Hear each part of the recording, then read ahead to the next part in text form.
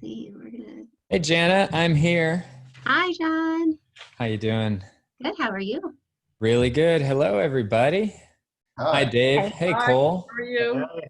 Terry, Michelle, Brett. Brett, a returning attendee, I know. turning it into a mini series. I'm a slow learner, John. No, we will not call you a slow learner, Brett. We will not call you a slow learner. I just came in from a trail run, so it's funny. I passed someone in the hall. He wants to talk. I'm like, no, I got a meeting that starts in 60 seconds. And then he watches me run into the bathroom, switch my shirt, still buttoning it up. He hears me like running water through myself. It's great. You know what? You can't smell me. At least Zoom hasn't figured that part out yet. So Deborah, it is nice to meet you. Hello. Nice to meet you too. Yeah. Awesome. Awesome. Dr. Jamil, hello. Rick, hello. Zach Taffany, oh my goodness, I love this. I love this. Brian Scholler, wow, man, you're right down the street. No, man. Yeah. Amy, it is good to see you.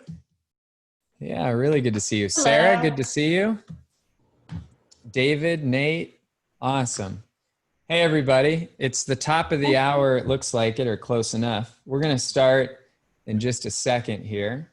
I'm going to check on a couple things. I've already revealed that I just scrambled into the office. So actually, I was talking with a mentor of mine earlier today, and he said one of my areas for improvement is a more graceful entry and exit into and out of my meetings. So I thought I did okay.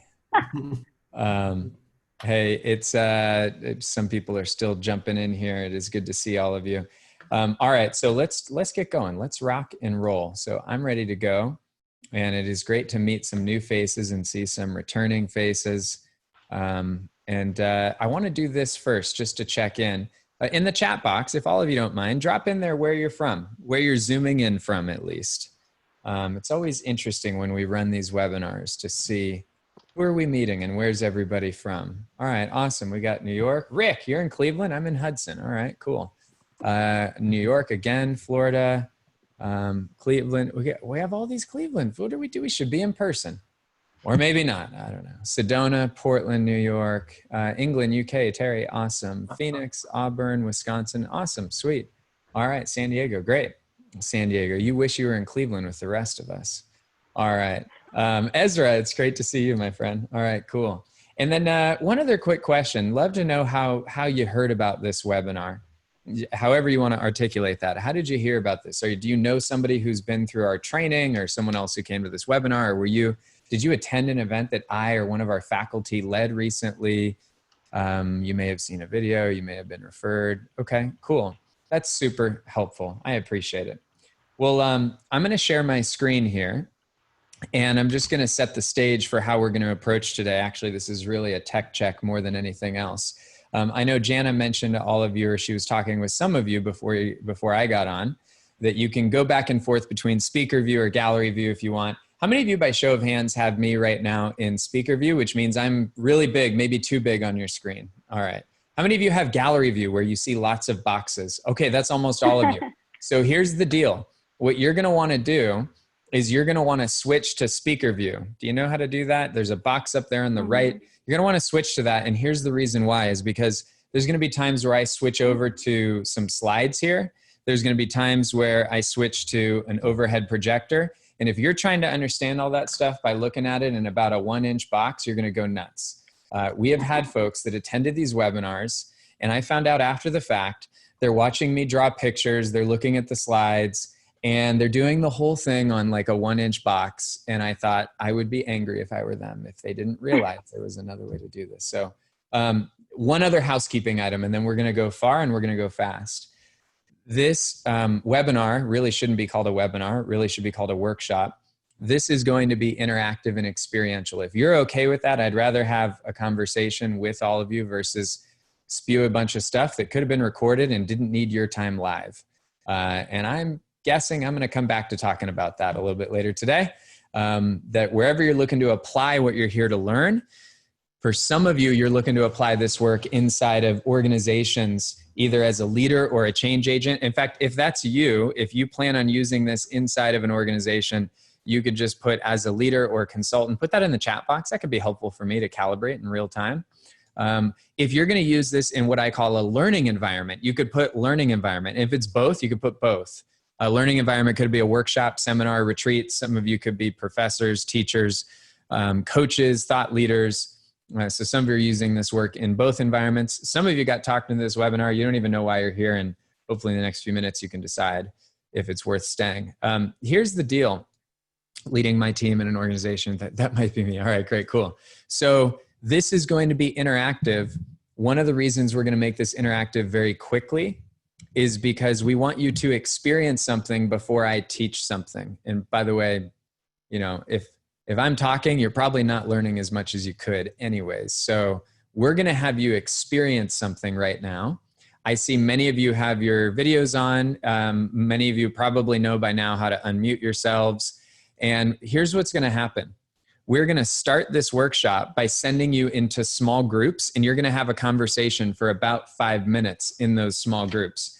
It'd be interesting for me to know how many of you have never before, or this would be your first time, how many of you have never before gone into small groups inside of a Zoom event like this, by show of hands? All right, so there's a few of you. How many of you have gone into small groups inside of a Zoom event? All right, great. And if somebody didn't raise their hand just now, their audio might not be plugged in. Our team is looking for that. All right, so cool. Most of you know what's about to happen. So everybody grab a pen and maybe hold it up in front of the camera. We could see you got a pen handy there. All right, here's what we're gonna do. I'm gonna present a question to all of you, give you some instructions. You're gonna meet 3 perfect strangers that you're gonna be divinely guided to connect with for about 5 minutes. We'll tell you what to do in that breakout. Then you're going to come back into this main room magically.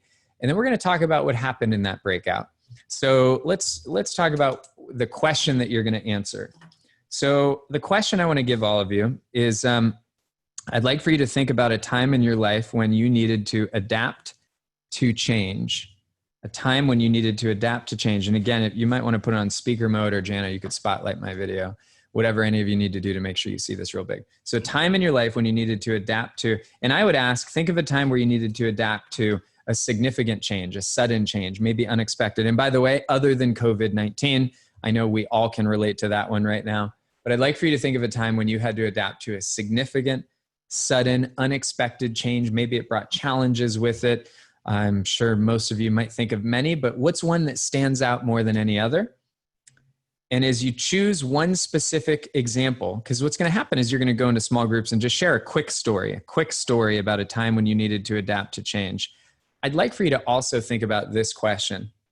Number one is, what are some possible strengths or superpowers that when you think about a time when you had to adapt to a sudden unexpected change, what's a strength or a superpower or a capability that as you look back, you realize, wow, that experience in my life brought something out from within me. Think about that. And there might be something obvious that comes up, maybe not. The other thing I'll invite you to reflect on is this. When you think about a time when you had to adapt to a sudden, unexpected change, I'd like for you to think about, is there possibly, when you think about that one story, is there maybe a lesson? Is there maybe a lesson or a learning from that example that really, really, really applies right now in a significant way? Is there something that comes up? Maybe, maybe not, right? So I'm giving all of you a second here to think about this. Most importantly, can you think about a time when you had to adapt to a significant change? And then let me tell you what you're going to do in your groups. It's going to be really straightforward. So in just a second, you're going to get invited to push a button, and then you'll go into these groups. In the groups, you're going to do 2 things. Oh, you don't need 2 of me right there. You're going to do 2 things in these groups. One of them is, first thing, you're going to, and this is after you introduce yourselves, where you're from, who are you? You're going to go around, and one person at a time is going to share that story. And I'm going to ask or suggest, please make it about 1 minute each. This is not your TEDx talk rehearsal moment, okay? Just a minute each. I'm sure you get my point. If you don't keep the train on the tracks, we just don't get all the way through. So each person is going to share whatever they are able and willing to share about a story where they had to adapt to change, and anything they want to reveal about that story, that's cool. All right. Now, the second thing that's going to happen, and this is going to be you over here. There's going to be either 3 of you or 4 of you in your group, depending on how Zoom works it out. The second thing that's going to happen is after each person shares, you're going to go back around. And if you get past this, go back around one more time and have each person share what's either an important lesson or is there something that you'd like to appreciate about each other or a person. That's it. Is there either a lesson or an appreciation you want to give to anybody in the group? So again, when you go into groups, first step, say hi to each other, decide who's going to go first, one person at a time, share a story of change. And as you share, listen, are there valuable lessons that you could learn? Is there anything you could appreciate? And if you get time, go back around and appreciate that. We will let you know when there are 3 minutes, 2 minutes, and 1 minute left in this activity. And the way you're going to know that is you're going to see a notification across the top of your screen. That comes from us. That's not some auto thing on your computer that's happening. And it's telling you, we're gonna tell you to be done in 3 minutes, 2 minutes, 1 minute left. And if you finish early, then continue to connect meaningfully. And if you don't finish, that's not going to be a problem either. Everybody ready to rock and roll? Do all of you know the cool way to make your way into Zoom rooms? All right, everybody put your hands up like this. Interlock your fingers. All right, and then go just like this. There you go. It's not until all of us are doing this that Zoom will actually give you the blue box. For the 3 of you that have never done this, this is the only way this works. So you're going to find a blue box. Hit the blue box. Go into your breakout rooms. Have fun. We'll see you in about 7-8 minutes total. Take care, everybody.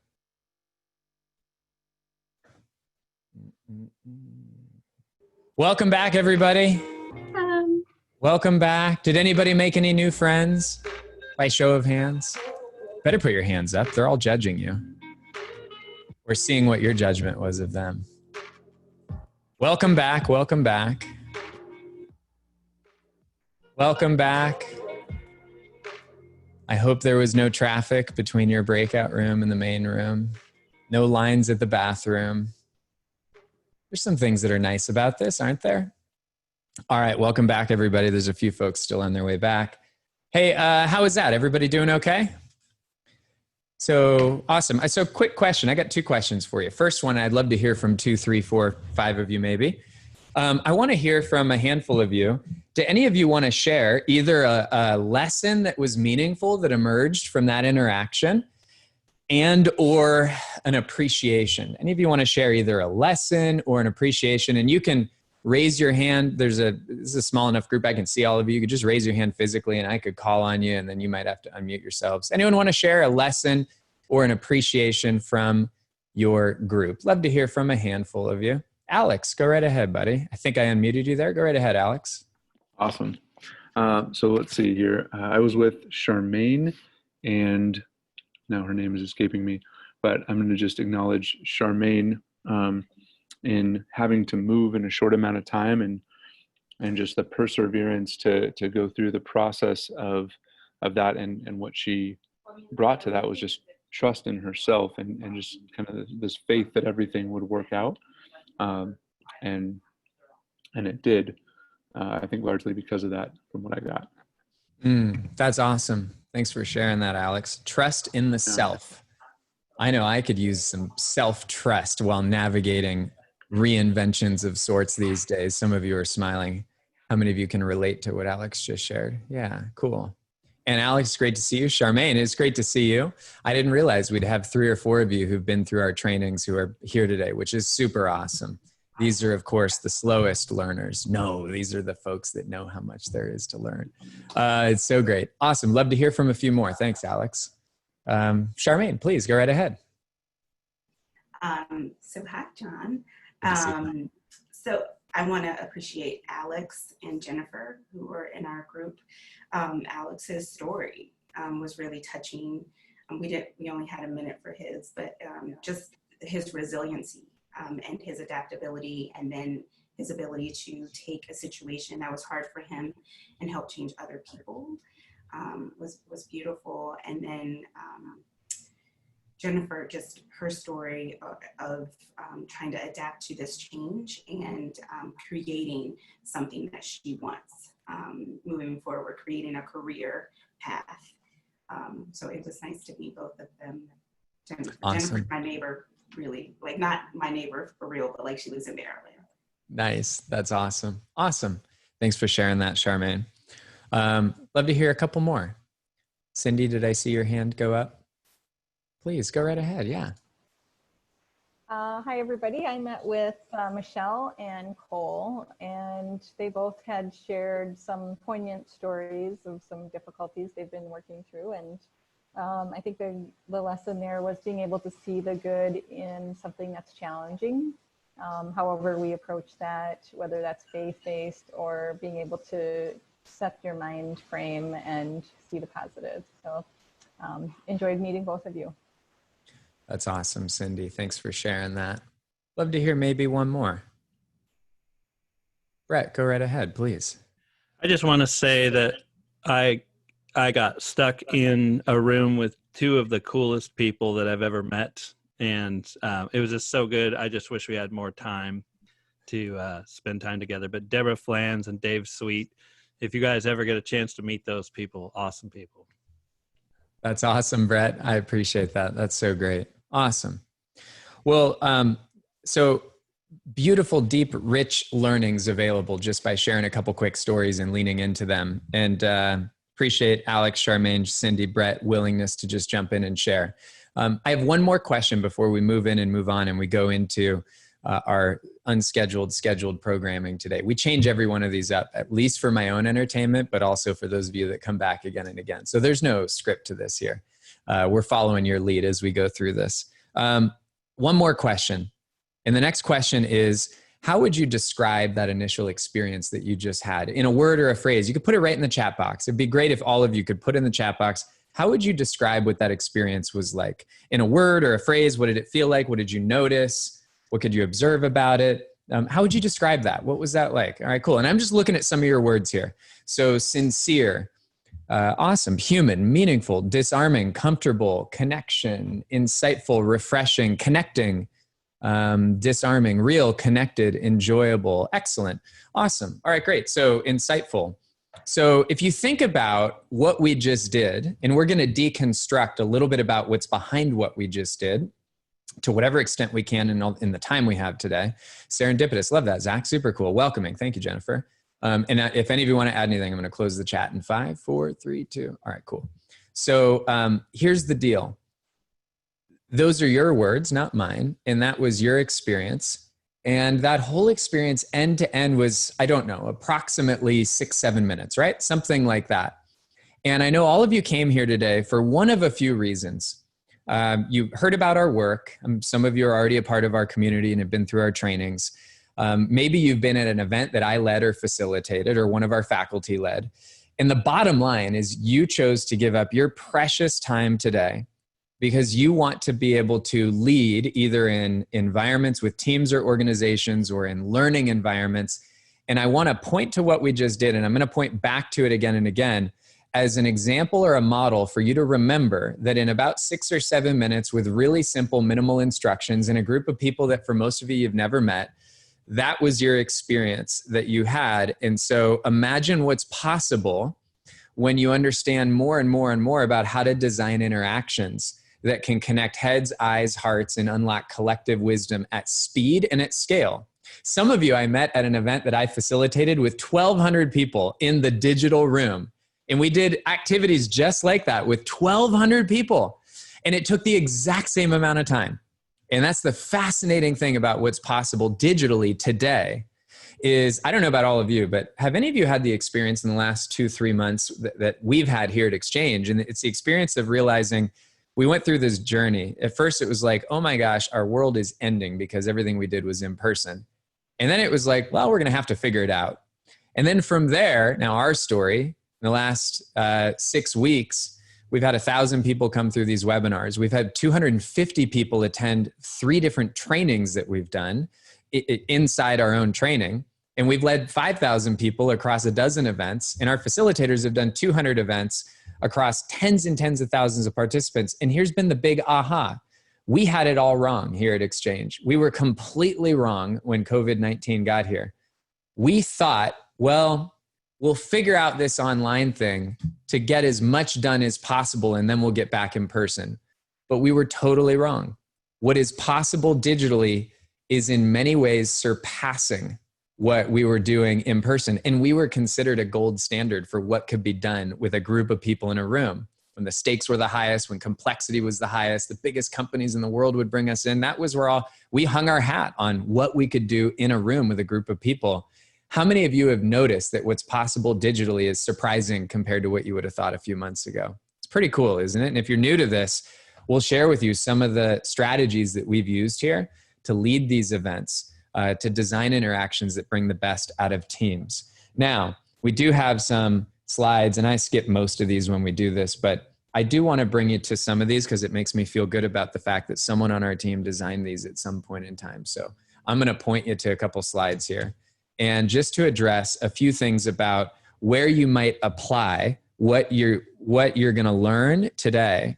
And for some of you, it has to do with leading inside of teams or organizations. And the things you were already concerned about were, how do we enable a group of people to intelligently arrive at a better future, to collaborate together, to create what we call a shared identity, to capture opportunities, to solve problems. Now, I know some of you are already familiar with the frameworks that we use when we lead groups through different conversations. In fact, those photographs right there, that was an actual engagement where Habitat for Humanity, obviously this was pre-COVID, they wanted us to lead 60 people in 7 hours to create a strategic plan from scratch. And the objective was, how do we bring together a group of strangers that have never worked together in a way where through that day we design and choreograph conversations and invite them to connect to a shared sense of purpose, to connect to what their collective strengths are as an organization, to create visions for the future, and then design strategies around those visions, walk out of the room with action plans in 7 hours or less. They don't know each other for the most part. And it was very successful, and we've done that hundreds of times. And if you look at the photographs, you can actually see in a nutshell, everything we do is about designing and choreographing different types of conversations. And those of you that are going to use this work in settings where you're looking to lead a team or a group or an organization, or sometimes we do this at the level of a whole industry, or even trying to help a global movement to solve a problem at the largest scale, it's all the same bucket of conversations. And there's 4 fundamental conversations. The interesting thing is how often the conversations start with, hey, we need to invite a group to reimagine a new or different future, or we might need to innovate and we need to solve problems and find a new way to make that future come alive, or we need to get everybody to implement in a way that is aligned. This sounds like probably familiar language. The interesting thing is, even though these are 3 of the 4 phases that we move any group through, the first phase, in our opinion and our bias, and this is controversial with some, but we believe in this deeply, that before any group can talk about what their shared future looks like, how they're going to make it happen, or what they're going to do to deliver on all that, the first set of conversations are around our identity, right? On a high level, this is who do we choose to be, right? Who do we choose to be? And this is when we invite a group to answer questions like, why are we here? What is our highest sense of shared transcendent purpose? Or what are our strengths? And not only what are our strengths today, right here in the present, but what are our strengths when we look back into the past? How do we learn from and leverage all of our learning? Because that's a part of who we are that we could lean on as we look ahead. Or how do we want to behave and how do we want to treat each other? You might call these values or principles, but these are the types of questions that any group needs to ask to connect to a sense of a powerful identity before they look ahead and say, well, what could be? In the words of Peter Drucker, I think he said something like, the task of leadership is to align the strengths of a system so much so that the weaknesses become irrelevant. Well, one of the things that we've learned is that if we're looking to help a group or a group of people as individuals to create a better future, figuring out the essence of who they are at their best before they look ahead is really important. Right. And then the innovate phase is often what we call, how might we actually make these future visions become possible? Right. And I'm just giving you on a high level what the kind of transcendent questions are that we move groups through. And then the final phase is like, these are the action questions. What are we going to do next? And what are we going to do now?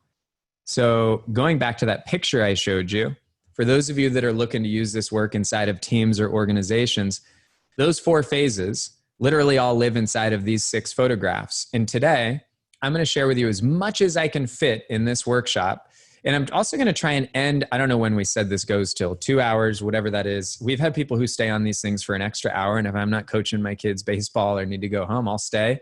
Today, I think I am coaching something, but I will try and finish whatever I've got going here about 20 to 30 minutes early so that I could answer questions on how you could apply as much of this as possible. Now, there's another situation where a lot of you are looking to apply this work, and that's inside of learning environments where whether it's a workshop, a seminar, a conference, a convention, a mastermind retreat. And we've had a great opportunity at Exchange to figure out how to apply this work in all these different environments. The photos on the screen are from an opportunity we had a couple of years ago to go to TEDx Traverse City, where we took what was already an awarded, recognized TEDx venue, and we actually removed 30% of the talks, and we inserted these moments that we call active learning cycles. And we'll talk later today about what exactly do you do in an active learning cycle. And we'll show you even the results of what those participants said about that experience. But for those of you that are using this work in learning environments, I will draw a couple quick pictures. And I know this is review for some of you, but so just pretend it's new and exciting. But in learning environments, a great way of thinking about why is it that people show up for a learning environment in the first place, a conference, a TED event, a seminar, a workshop, a training, a peer-to-peer learning community. Why do people show up in the first place? There's 3 reasons. 2 are conscious. The third, I think, is more unconscious. And the first 2 are usually why people show up. The third is why they'll come back. And the first 2 have to do with, so first is about intellectual capital, right? And what do we mean when we say intellectual capital? Well, and by the way, if you got here late, make sure you're on speaker view and you're not trying to see all this in a little thumbnail. Intellectual capital, what are we talking about here? We're talking about content. We're talking about learning, right? And this is the most obvious reason people show up for learning environments. But I'm going to say something for a minute about intellectual capital. And I think this makes sense to all of us, that in the last, especially 20 years, information has been commoditized and democratized and whatever other fancy word we want to use. The energy of information is seeking to be free, right? The whole idea that we should continue to put lots of value on the same information today that we're going to value tomorrow. You know, those of you who've come into our trainings at Exchange, we are an open source community where so once somebody comes in, it doesn't matter if they come in at the $30,000 or the $2,000 level, they have 100% access to 100% of our intellectual property. We made that decision as an organization years ago because we think it's a joke that we can contain the energy of information. So what does this have to do with anything if you're running a learning environment? It is this, especially if you're trying to design a learning situation that's digital, the idea of holding people and keeping their attention, their time, and their energy to passively convey information is becoming more and more dangerous by the day. Because your most valuable consumers of information, the people who value their time the most, are the first ones that are going to stop showing up to have information spewed at them that should have or could have been recorded. So if you're thinking, well, John, I think that makes sense, but what else do we do in a learning environment? Well, let's come back to this here. So I said there's 3 reasons people show up to a learning environment. One of them is intellectual capital. I want information that's going to solve my problem, shape my future, help me to, to live out a better future. The second reason people historically would show up to a learning environment is what we'd call social capital. I want to connect with other people who are like me, right? Now, I love Brett's compliment that he paid, right? Brett said, I just met 2 amazing people. And that was all he said. All he acknowledged was the quality and the caliber of who he met. You know, we've been leading retreats online for the last 3 months, like multi-day, dozens or hundreds of people. And I can tell you a lot of these really high level learning retreats where folks are paying thousands or tens of thousands, depending on the community. We're spending 90% of the time where it's active versus passive. And the wisdom is coming from the crowd, not the experts. And part of the idea here is how do we, in learning environments, design interactions so that people can connect meaningfully with each other, right? This webinar workshop is actually very unusual for me. Like when I run our training, we have a training next week. It's 3 days, it's 6 hours a day. I'm not talking for more than about 20 minutes out of each day. The rest of the time, they're actually interacting with each other, learning from each other. We have a few outside guest experts, members of our community, but 80% of the time they're actually experiencing something. And the benefit of that is through that experience, they're connecting with each other in powerful ways. So what's the third reason why people will either come to a learning environment or come back? And this is what we call communal capital.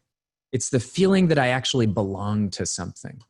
It's the feeling that I belong, right? And this is the experience of community. People want to belong. And what we'll show you today are some really practical insights in how do you design interactions that actually amplify all three of these sources of value all at once. Because we believe that whether you're leading a team or a training seminar, we have to figure out how to deliver on all of these at once, even if the participants don't know why that is or why it's good for them. So think about that experience you had earlier. In your words, 6 minutes with strangers, it was sincere, human, meaningful, disarming, comfortable, connection, insightful, refreshing, connecting, disarming, connecting, real, connected, familiar, enjoyable, excellent, welcoming, serendipitous. Think about this. How many of you have been on a Zoom training in the last 3 months that was not those things? We don't have to list what it was. You know what I'm talking about, right? How many of us have found ourselves in a digital meeting thinking of all the places we could have been other than that digital meeting? And I hope this workshop doesn't become that for you. Here's the deal. Unfortunately, in the words of Seth Godin, when our whole world moved online, all these meetings that we were running, which were already pretty bad, just got a lot worse. We need, some of you are laughing at this, we need to take a stand. And I honor you for being here because I'm going to share some perspectives, the science, the research behind this work. And we're generating incredible results. And I'll pull up the surveys and show you. But you have to realize that what you're here to learn, this is not what everyone else is doing. And frankly, I'm going to say some things that are going to cause a lot of us to have to look in the mirror and say, wait a minute, what are we really going to do when people give us the gift of their time and attention in their heads and hearts? Because pumping passive information at people, wasting their time without inviting them into meaningful conversations is a pathway to obsolescence in a learning environment. And it's just a fast track to continuing the disengagement that already existed in teams. So for those of you who want to know, hey, where am I going to apply this today? I've already talked about all this, that in teams, you're going to get some ideas. In learning environments, you're going to get some ideas. But I want to address where you'll apply this afterwards. You could do it yourselves. You could hire one of our guides. You could get trained. Our next training is next week. It's probably full. We don't take registrations this close. I don't know when the next one is after that. I'll tell you later in this webinar. And if any of you 60 minutes from now want to learn about getting trained by us, then I'll tell you about it. If you don't, then I won't tell you about it. So in about an hour, I'll take 3 minutes and give you a poorly choreographed sales pitch on coming through our trainings. You'll see what I mean when we get there. If you stay to the end, we have a gift. And I only remember that because somebody put a slide there. And we actually have a really cool tool that we give away at the end of these webinars. And it's a self-guided tool that was created by one of our faculty members, Michael Dietrich Chastain. And he wrote a book called Changes. And he has a card deck and he digitized it and he's giving it away to everybody on these webinars. There's no catch. We just give you the link and you can go use this anywhere you want. Some of you have actually already used this because we may have gotten it in other environments. It's amazing. So if you stay till the end, we have something really cool for you. All right. There was an article written not too long ago by one of our mentors at XCHANGE, a guy by the name of Otto Scharmer, who's a systems scientist out of MIT. He talked about the idea that as our world is changing, we need to reimagine certain things. And I'm going to share with you some of the sub-headlines from his article because I think these are really relevant on a macro level to the micro that we're talking about here on this workshop.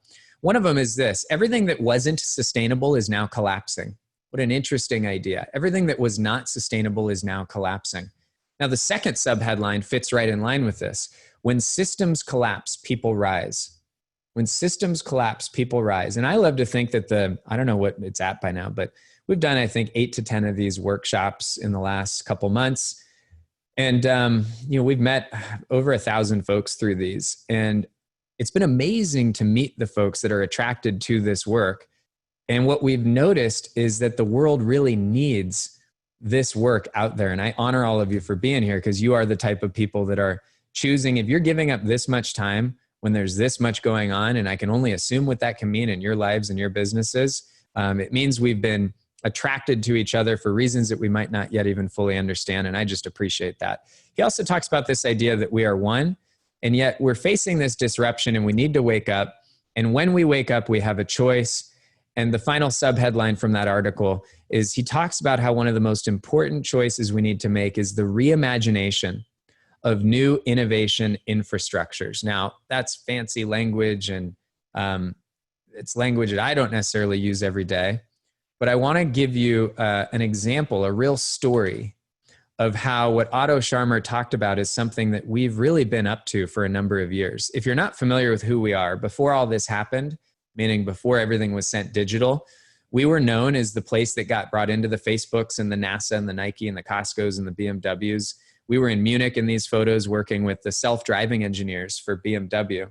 And you got to imagine how cool it is when I get to be the dumbest guy in the room, and these people are reinventing the future of all of transportation, and they fly us out there because what they want to learn how to do is redesign how they talk with each other to unlock their collective wisdom. Same thing with that photo from Facebook. I share this because we're also a community. We're not only a methodology, but I think the best way for you to learn something really significant is for me to tell you a real world story. This happened last August. This was a moment where I was invited to train the top 225 instructors for Keller Williams. Last webinar I did last week, there were a few people who were actually in this room who were on the webinar, which made it super cool. Were any of you in the room? I never know when we do these things. So I'll give you the backstory. And I'm going to tell you, I'm going to unlock, or I'm going to unpack what we did during 4 hours. And I was told by folks that once we started doing this on these workshops, it created a lot of value for the participants. So I'm going to keep doing it. So here's the backstory. A good friend of mine, Jeff Woods is the head of The One Thing, and Jay Papasan, who wrote The One Thing, is a dear friend. And Jay, are any of you familiar with The One Thing by chance, the book? So Jay, he's the head of training for Keller Williams, and he invited me in to train their top 200 trainers. If you're not familiar, Keller Williams is considered to be one of the most reputable training organizations in the world. So for us to be brought in to train the top 200 trainers of the largest real estate company, these 200 trainers are responsible for 150,000 agents going through their various types of trainings. It was a great honor. And I'm going to tell you what I said to Jay. Now, this doesn't make sense if you don't know what our work is about. Jay knows enough about what we do that he just smiled. I said, Jay, I'll come in those 4 hours and I'll do our thing under one condition. And the one condition is I will not be teaching a single thing. And he said, I understand. And I went in and I did not teach a single thing. What I did is over 4 hours, I presented 5 questions. And I want to explain for a second, what do I mean by I presented 5 questions? Well, one of the things that we believe very deeply here at Exchange is that if we are operating in an environment where our ability as human beings to adapt to change, let's say this stands for rate of change, and this stands for where we are, time in human history. This is not my graph, by the way. Some of you have seen this before. This was created by Astro Teller, the head of Google X of the last 10 years. Astro Teller says that the world is now changing faster than our ability to adapt to that change. And one of the things that we have found to be true is that whether it's how we lead or how we learn, that in a time where change is changing the way it is, we have to completely reframe and rethink how we teach and how we lead. And we have to move away from this idea that a few people have all the answers, all right? And that worked really well in the industrial age, and it made sense, and it got us to where we're at. We wouldn't have Zoom today if we didn't have the birth of the industrial and information age. But what has happened is in a time where change and complexity are high, we have to figure out how to tap into the wisdom of as many people as possible. And the fastest way to do that is to design questions and choreograph conversations that make this possible. And so when I say to Keller Williams, we'll train your top instructors, but we're not going to say anything. We're going to ask 5 questions. They understood what we're talking about. And I'll share with you exactly the process we walked them through. So the first question I presented to them as a group is a simple question, which was, why is it that being an instructor is meaningful, fulfilling, or important to you? I'm going to give you that question again. Why is it that, fill in the blank, fill in it, whoever the audience is. Why is it that being an instructor is meaningful, fulfilling, or purposeful for you? And of our 6 foundational questions that we use at Exchange, that question is almost always one of the very first questions that we present to any group. And here's the reason why. Because if you think about the 1.0 model of trying to invite a group to connect to a sense of purpose. Well, the 1.0 model, you want to know what the 1.0 model is? The 1.0 model is Gary Keller stands on stage and tells everybody why their work is so meaningful. The 1.0 model is that I, as the facilitator, stand on stage and tell people why the work they do is so meaningful. But that's not going to last, especially if you look at the change in the value structures of the modern workforce, which is just a really silly way of saying, as the world has changed, so has what matters to people. And one of the things that matters is people want work that matters, and they want to find that sense of purpose authentically, not be told or handed that answer to that fundamental why question, right? I mean, there's whole movements that started from Simon Sinek's book, Start With Why. There's a reason why we start with why almost every time we lead any kind of intervention, whether it's leading or learning. When you invite a group to connect to why is it that us being here today, or you doing what you do, why is this meaningful, fulfilling, or important? And if you might be wondering, well, John, after they answer that question, what did you have them do? Well, we followed a simple sequence that we repeat again and again and again. In fact, you followed this sequence at the beginning of this call today. There's 3 stages of what we call any exchange. The 3 stages of an exchange. 3 stages of, and an exchange is a human exchange that creates exponential change. And we can talk about how and why that works. But the 3 stages are, number 1, the intro. And the intro is always the presentation of a question. And I'm going to do my best today to give you, well, we'll go with 3. 3 keys to great question design. I make this different every time. When you come through our trainings, there's like 9 steps for every one of these. So here I'm asking what are the most important ones, and that's what we share. Then there's the conversation itself. The conversation itself is where you go into small groups and you might share a story. You might share what you're learning. You might share a response to an exercise that a trainer presented. You might share a response to a question that helps you as a team to crowdsource solutions, solve an important problem, or recreate your values or visions for the future, or many other possibilities. We'll give you a couple keys to conversation design today, as well as some of the most important research behind the science of doing this in a way where people feel safe. We'll talk about that. And then finally, there's the 3rd stage of any exchange, which is what we call the report out, which is where we bring you from the micro back to the macro, and we invite people to share. And we'll give you at least 1 key to doing this. There's a lot, but when you move a group through this stage, magical things happen. So with Keller Williams, the first question we gave him was, why are you here? And then we moved them into small groups. Now, what you can't see here is, most of them were groups of either 3 or 4. And then they came out of those groups and people shared in front of the whole room their answers to why we're here. The next activity we gave everybody is we moved people from a question about purpose into what are called paired interviews. And I'm just going to tell you the full playbook for the interviews. And some of you might be like, interviews? You're there to train and you're having them interview each other. What's this all about? I'm going to tell you in the words of our dear friend, Dr. Benjamin Hardy. The paired interview, in his words, he has never seen healing and learning simultaneously at the speed and scale of what he's witnessed when he watches paired interviews. What is a paired interview? Well, on the surface, it's moving people into pairs and having them interview each other for anywhere from as little as 7 minutes each to as long as 30 minutes each. In this case, it was probably 10 to 15 minutes each way. The questions and the choreography is the paired interview. The questions are the questions. The magical mixture of those two together, it's almost hard to comprehend all the reasons why this works so well. But I'll tell you what the questions were, and this will create ahas as we unpack one question at a time.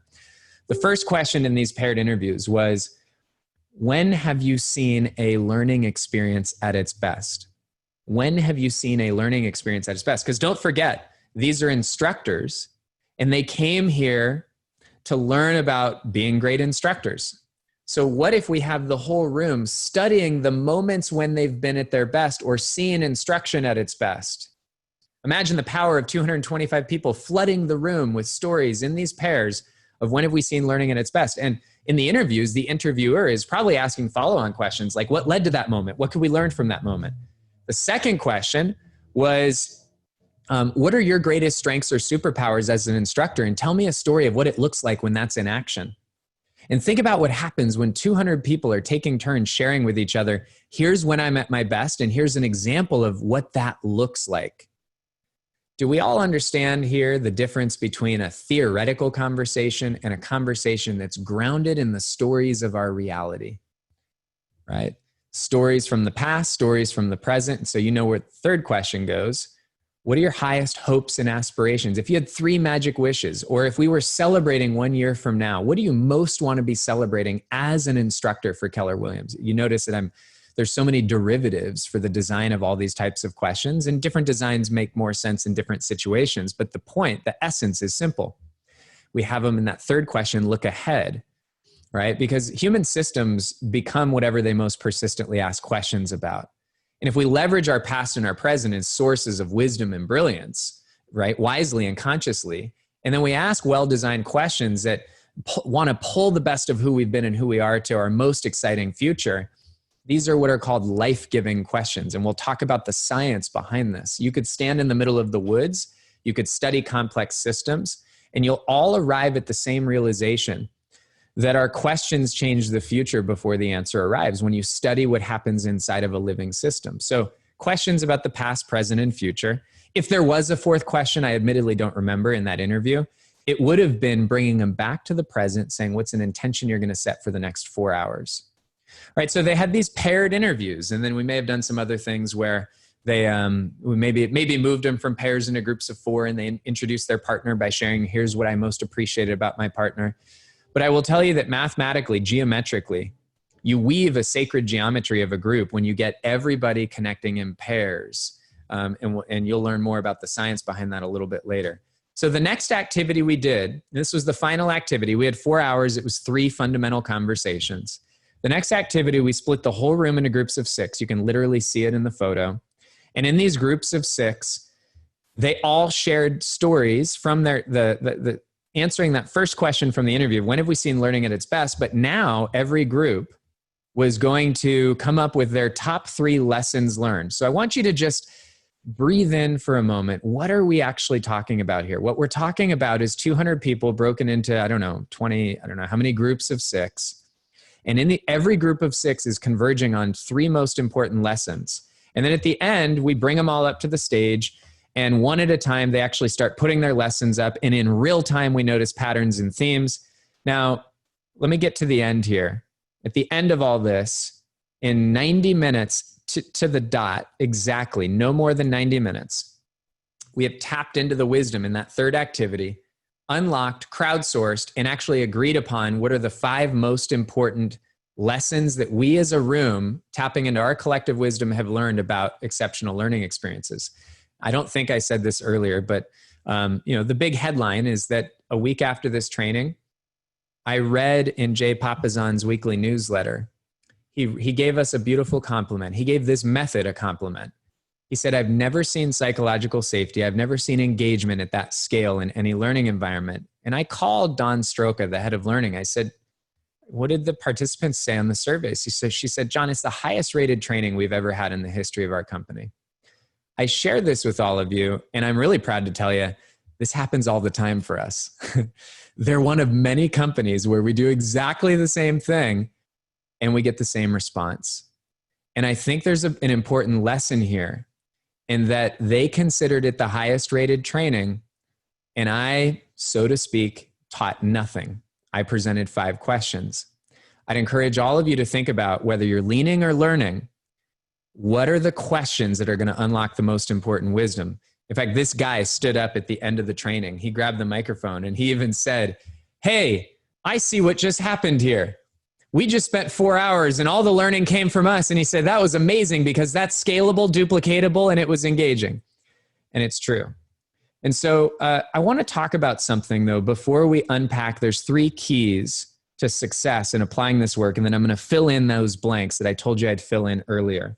I want to talk about where we were when it comes to our ability to lead and our ability to learn, because there's a reality that we need to be grounded in. So here's a little trivia game. All right. And by the way, help me out here. This is a real-time survey in the chat box. Would you please just put in the chat, what's the most useful or interesting thing that you've gotten from being on this workshop so far today? There's no one answer, right answer, wrong answer. It would be really appreciated. Oh, I got to open the chat. That's my bad. I'd love if any of you would put, what's been the most useful, interesting insight that you've gotten from today? Whether it's a word or a phrase or a long sentence, it doesn't matter. Awesome. And Dave, thank you for that note. I got it privately. Not sure if it was intended to be private. And thank you. I love it. Awesome. Yeah. Thanks for putting in there. It helps me in real time to see what is actually interesting. So I'm going to go back to this chat here. I'm going to go back to this slide. Here's a little trivia.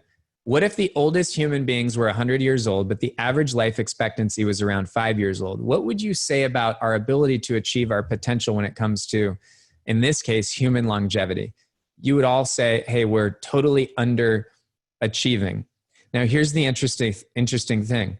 These numbers are actually real. It's just I swapped it out. These are not the average lifespan of a human being. These are the average lifespan of an organization.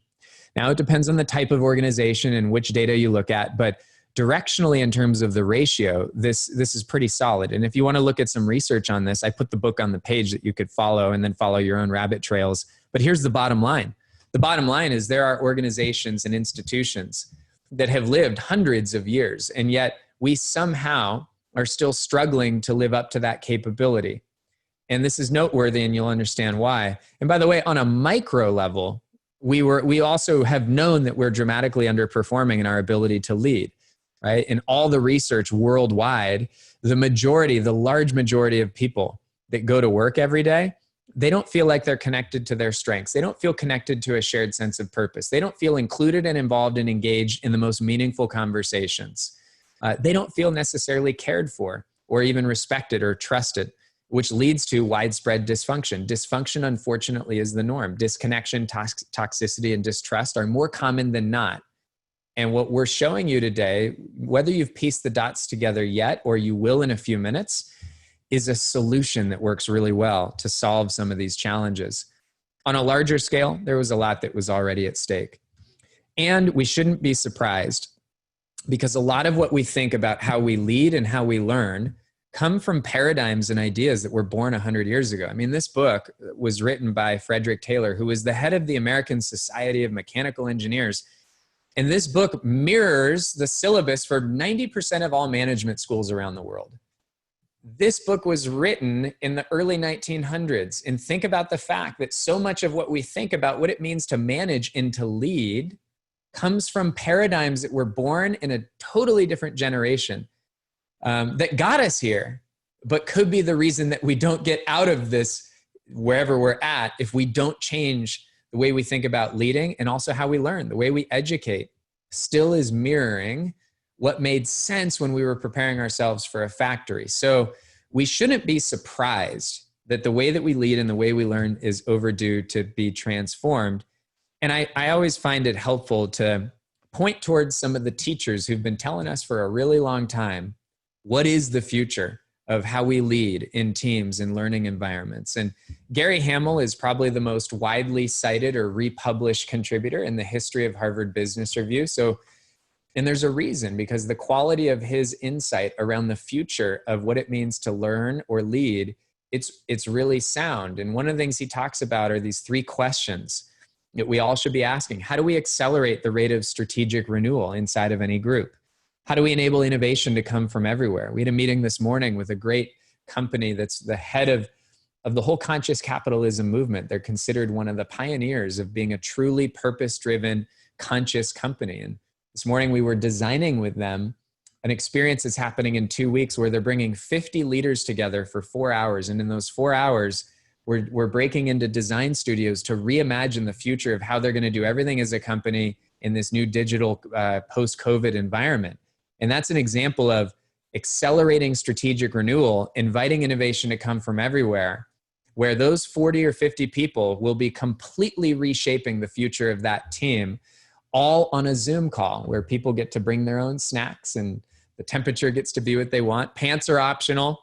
So it's amazing what you can do in this digital environment.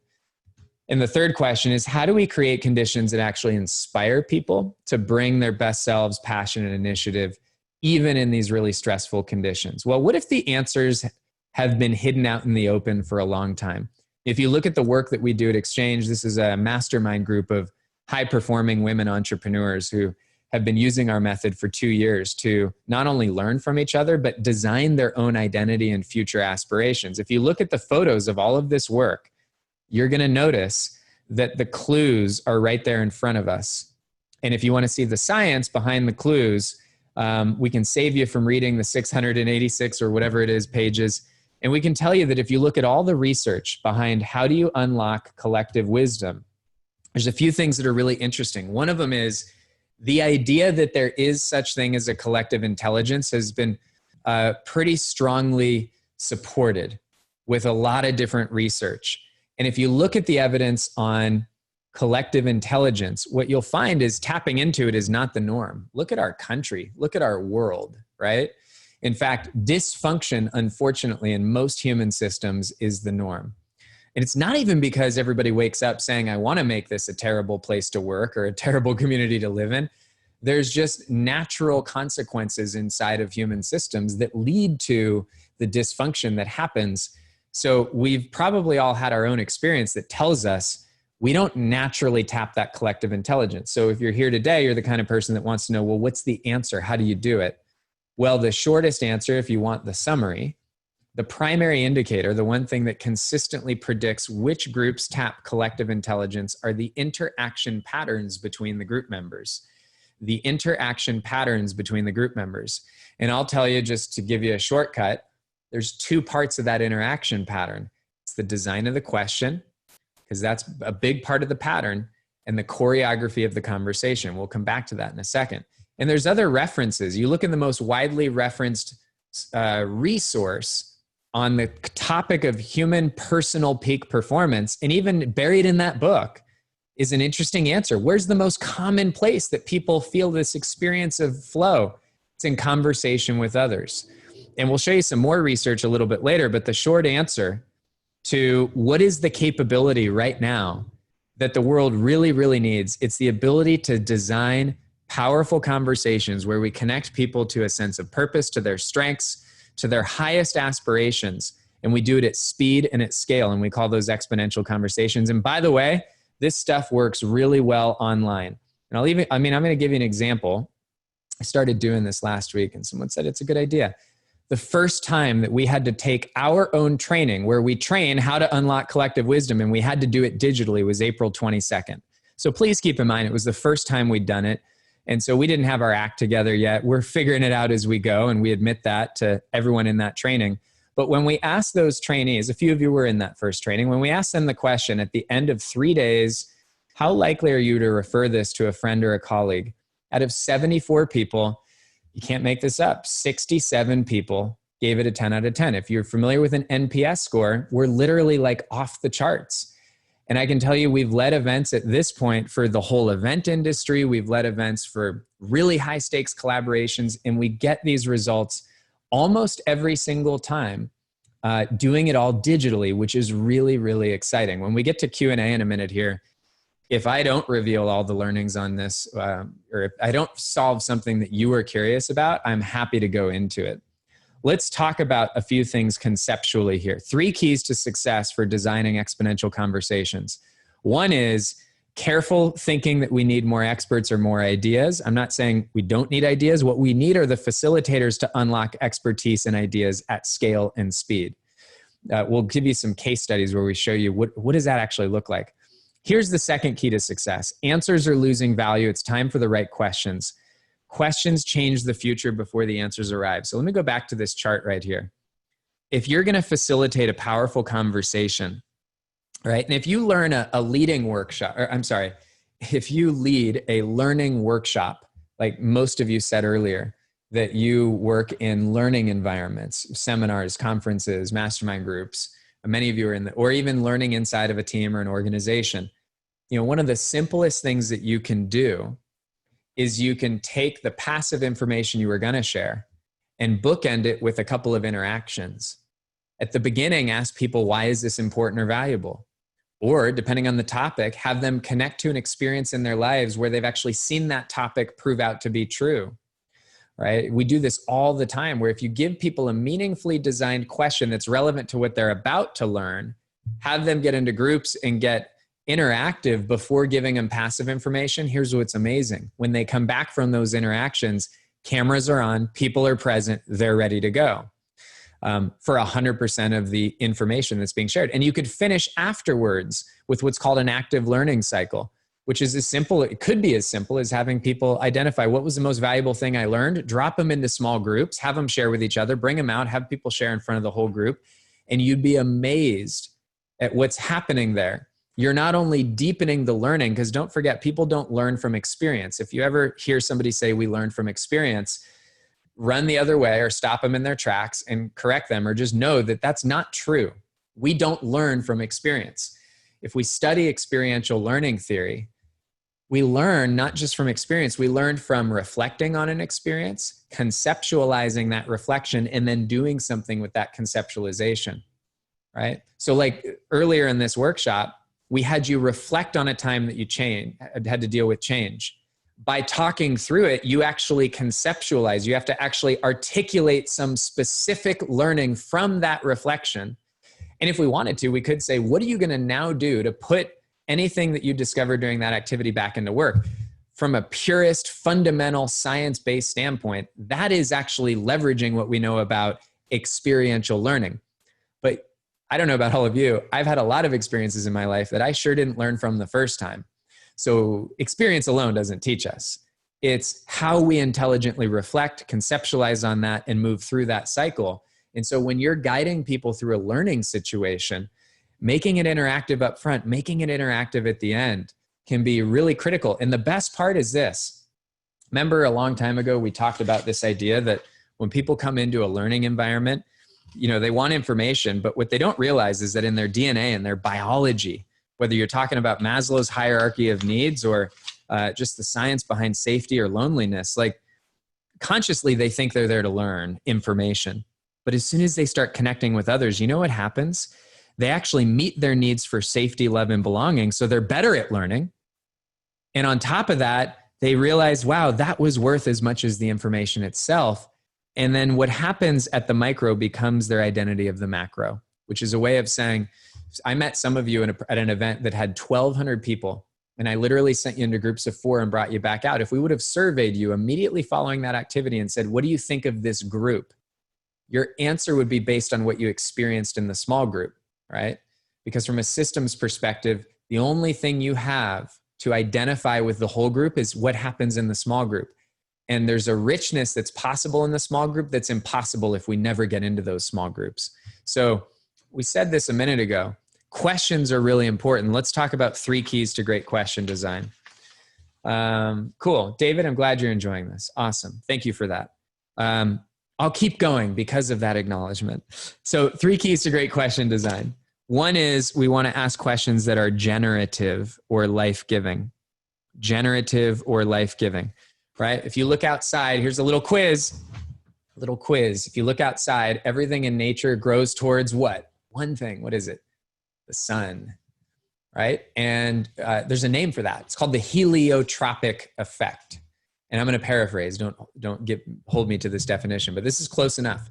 The heliotropic effect is the simple idea that we grow towards that which gives us life. So a generative question is a question that is intelligently engineered to bring life out from within the system. So sometimes it could be, hey, think of a time where you dealt with a challenge and what could you learn from that? And by the way, generative doesn't mean positive, right? During our own trainings, sometimes we'll do an activity where we'll ask people, what are you struggling with right now? But to make the conversation generative, we ask people, what could we learn from our struggles so that we could move from struggling and surviving to maybe thriving, right? That you can make one tweak that can move a disempowering interaction become generative by just asking, how can I learn? Whether it's from when I've been at my best or when I've struggled, or how can I learn from the present? Or what wishes would I have for the future, right? One of the foundational teachings of our work is the idea that the best way to solve a problem is not to talk about the problem. And I can tell you this as someone that's worked with German engineers. And when we say the best way to solve a problem is not to talk about the problem, let's give you a little image to think about. All right, I'm going to give you a case study, and I know a few of you have heard this. Just pretend it's for the first time. Years ago, a group of consultants that were using the methodologies that we use went into an airline, and they said to that airline, hey, what problems do you want to solve? And the airline said, well, we want to fix our lost baggage problem. Well, the consultant said, great, we'll work with you once we design a different question. And the airline said, what do you mean? And they said, well, if we just sit here and ask the question, how do we fix our lost baggage problem? What'll happen is we'll create a downward spiral. And in that downward spiral, we'll get really smart about what's broken, what's wrong, how bad it is, how we got there, et cetera, et cetera, et cetera. And they said to the airline, they said, instead of asking what's wrong or what's broken, which usually unconsciously only moves us back to fixing something or neutral, what if instead we ask questions that bring us towards excellence or brand new possibilities, right? And from a neuroscience perspective, these questions here put on a lens of deficit, right? Where these questions here put on a lens of abundance. It's the difference between sending us into reactivity versus creativity. And what happened is the airline said, oh, we're not going to sit here and ask the question, how do we fix our lost baggage problem? We're also not going to ignore that problem. We're going to ask a different question to kick off the entire inquiry. The question we're going to ask instead is, how do we create an exceptional arrival experience? Because by asking that, we actually eclipse the problem. By the way, they solved most of the problems. They end up winning industry awards for all the innovations they created.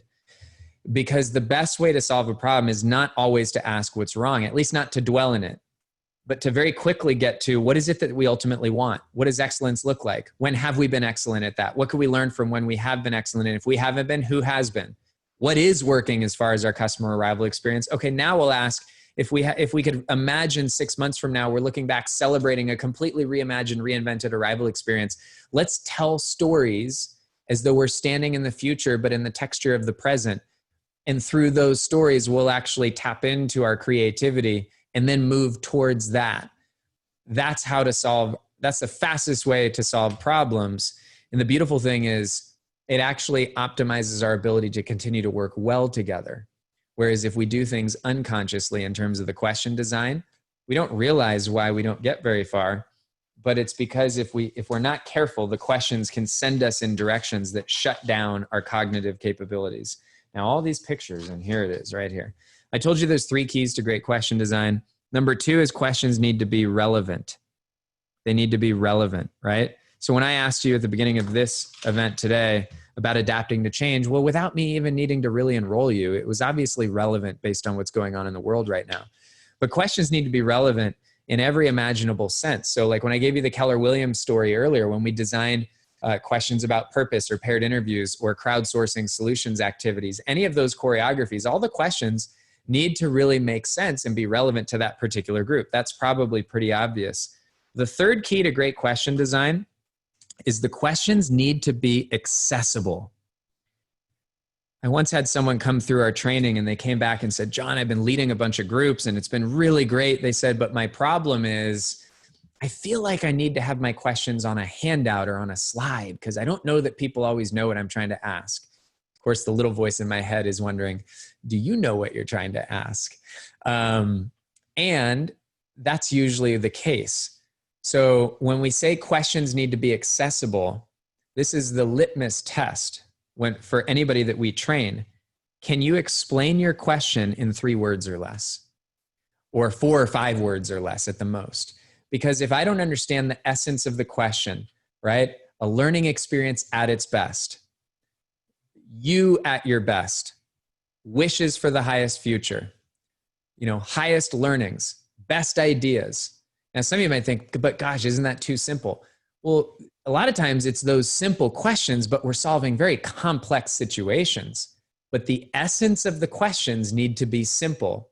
And the Keller Williams example, I could give you example after example after example where we've gone into really complex situations where they're not just learning together, but they're actually creating a shared vision with 200 people in a couple hours or less. And in those situations, there's no workbook, there's no slides, there's a flip chart and a marker, and the essence has to be that simple. I told you there's 2 keys to conversation design, but let me just give you something on the slide and then we'll close this out. So here's an important phrase: culture follows structure. Culture follows structure.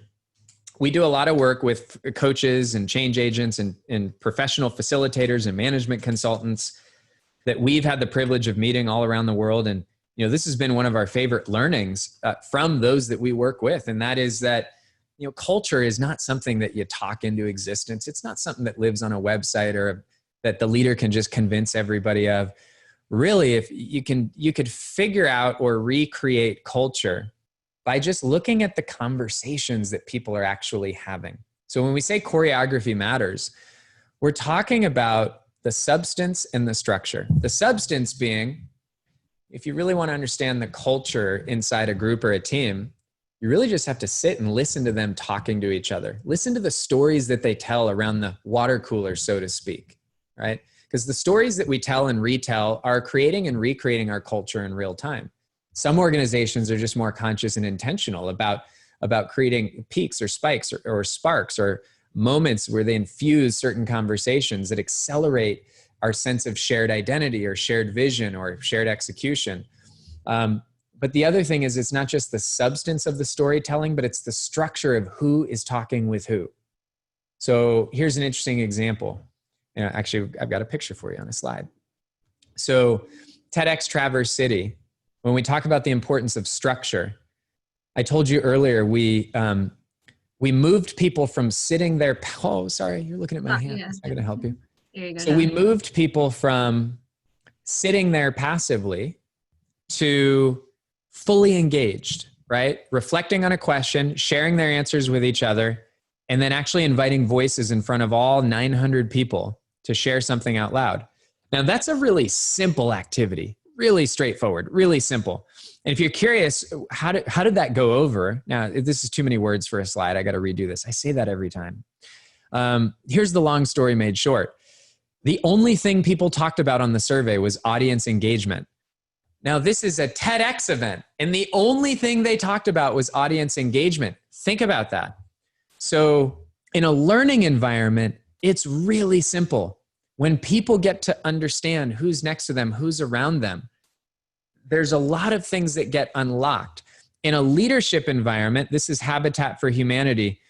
7 hours, 6 activities, 6 conversations, top left-hand corner, paired interviews. You know, when have we been at our best? When are we at our best? What are our wishes for the future? Top right-hand corner, they're synthesizing strengths. Middle left, they're synthesizing future visions. Middle right on the afternoon, they're doing a 1 conversation brainstorm around their biggest opportunity areas. But here's, if you look in this photo, you know what's really cool about this photo? You have maximum diversity in terms of all the stakeholders having 1 conversation. And because they're having 1 conversation, everybody hears from everybody else what's emerging across all of our different opportunity areas. If you look at these photos, there's one thing that's very interesting about every single photo, is that even though I as the designer and our team as the facilitator, we have no control. You know, control is such an illusion. We're not controlling what they're talking about, but we design the choreography and we design the questions to create the context. And within those designs, even though it's 6 different activities, a dozen different questions, one thing is true in every single photograph. In every photograph, one of the things that is true is that every single voice is invited into the process with equality. And there's some really important science behind this. And this science was popularized a handful of years ago when Google launched their Project Aristotle. And they said, what creates a high-performing team more than anything? And that whole shelf that we have, a bookshelf on all the leadership books, I mean, it might all be important, but what their research validated is, you know, it's not really what's in all those books. what their research validated was actually something that was born from a Harvard researcher, Amy Edmondson, in 1999. And 21 years later, she was recognized last year by multiple sources to be one of the most important modern leadership thinkers today, to be clear. But she published her work in 1999. And the answer to Google's question that they agreed on, and they said, she really figured this out 13 years before our research did, is it's about psychological safety. It's about psychological safety. The most important factor, in our opinion at Exchange, and it's not our science, but we believe this to be true, that if you want any community, any group, any team to thrive, nothing matters more than figuring out how do we engineer, design, architect, craft, and then lead the interactions in the ways that will create psychological safety. And there's some good news that when you deconstruct what leads to safety, there's two things that you can really design into any interaction. And number one is the equality at which voices are brought in, which is why when we design interactions, right, every single interaction, the first step of every interaction, including the first step of your interaction today, is that every voice speaks equally. So if you invite people into a group to share what they're learning, to share a solution to a shared problem, to share a suggestion for a shared value or a shared vision, or to just connect with each other meaningfully, the first step for every conversation, we believe, needs to be an equal voice moment where every voice equally is invited in.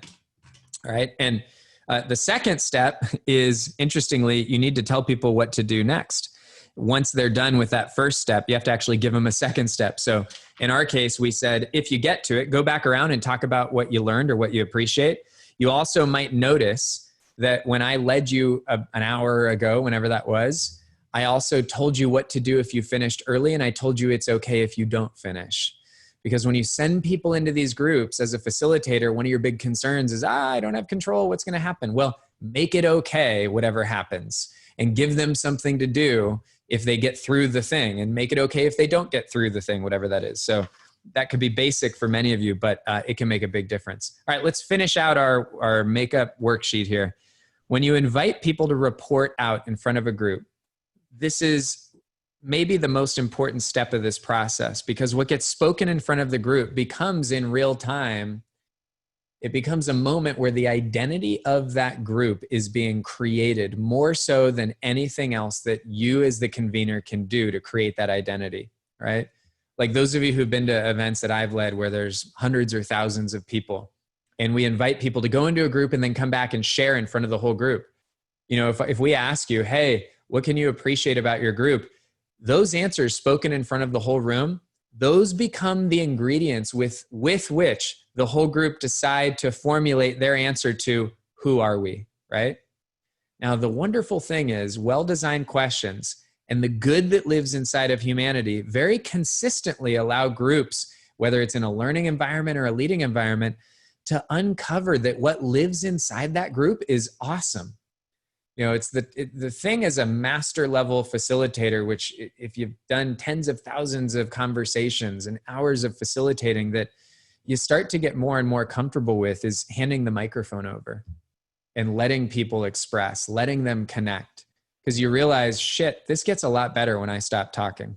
So when you invite people to speak in front of a group, I'll give you one key.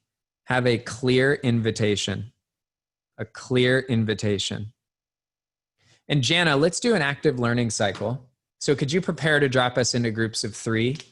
And just be ready that Brian, Jennifer, Olivia, Nate, Cameron, Zach, and Amy, I don't know whether or not they're live with us, and it's okay if they're not. But if anybody gets dropped into a group with one of them, then you'll just talk to yourselves. All right, cool. So when you send people into groups, a clear invitation. A clear invitation. What does that mean, a clear invitation? Well, when you bring people out of a group, right, the question that you ask people is as important as the question you send them in with. I had someone who's a very well-known leader of a men's community who said, John, man, we're using your work. It's working so well, but I did an activity the other day. I brought him out and it flopped. It didn't work. I didn't get enough. I didn't get what I was looking for. And so I diagnosed. I said, well, what was your question? Questions were solid. What was your conversational structure? It was pretty solid. I said, how did you invite people to share? And he said, oh, I just asked who would like to share. I said, well, there's your problem. Share what? People aren't going to find the courage to share if there's not enough specificity on what it is that you're looking for. On top of that, that's an abrupt invitation. So you might remember earlier when I asked all of you to share, my invitation was really clear, and I used a little trick just so I could model it. My invitation was, would any of you like to share either a lesson or an appreciation? So I was clear, but look what else I did. My invitation for you to speak in front of the whole group was actually the very thing that many of you were rehearsing moments before. That's a little trick. If you're going to have people speak in front of a group, make it so that what you ask them to say in front of the whole group, if it's possible, could that actually be the very question they were answering in small groups? Does that make sense, what I just shared right there, that concept of their rehearsing? We've done so many of these where people ask us afterwards, like, why is it that it works so well every time? Well, all these things make a difference. I'll give you one other that's not on the little handout. And that is when inviting people to speak in front of a group. And we'll be done in about 5 minutes or so here, just so all of you know, or 7, 8 minutes, and then we'll get to Q&A. And I'd love to answer any questions about how to apply this work or any questions that this has raised. Something you heard me do earlier. Actually, I'll model it in a second too. But when I invited shares, I said, I'd love to hear from 2, 3, 4, 5 of you. That's always the language that we use at Exchange. I'd love to hear from 2, 3, 4, 5 of you. It is never who would like to speak, or I want to hear from one of you, or I want to hear from exactly 5 of you. Why is that? Because what if I said I want to hear from 2 of you, and I call on Deborah and Dave, and they share, and I go, you know what? I think I need to hear from 3 more. How did Deborah and Dave feel, right? Like, what was wrong with what I said? Or what if the opposite is true? What if I say, hey, I'd love to hear from 5 of you. Deborah, Dave, Cindy, David, Amy, and Zach all raise their hand. And what if Zach shares and I go, yeah, we're good. Now, how does that make everyone like, oh, does he not want to hear from me, right? So that's why when we invite report outs, in many choreographies, it is, hey, I want to hear from either 2, 3, 4, 5 of you. Now, sometimes when you're leading teams of teams where they all went and solved a problem, everybody's reporting out. That's a different thing. But hopefully you get the idea there. All right. We're going to send all of you into an active learning cycle. It's very simple. I'd like for all of you to take 30 seconds and to think about what is the most meaningful lesson that you've gotten from our workshop today? What is the most meaningful lesson that you've gotten from our workshop today? Most meaningful lesson that you've gotten from our workshop. You can underline it, rewrite it, draw a circle, highlight it, prepare to do an interpretive expression dance of this idea. What's the most meaningful idea you've gotten from our time together? And then what's going to happen is, as soon as you see the blue box, go into your group, take 2 minutes total, not per person, and just have each person share. And then we'll let you know when it's time to come back. And if you finish early, continue to share what's been meaningful. And if you don't, that's okay. We'll see all of you really soon. Look for the blue box. Breathe.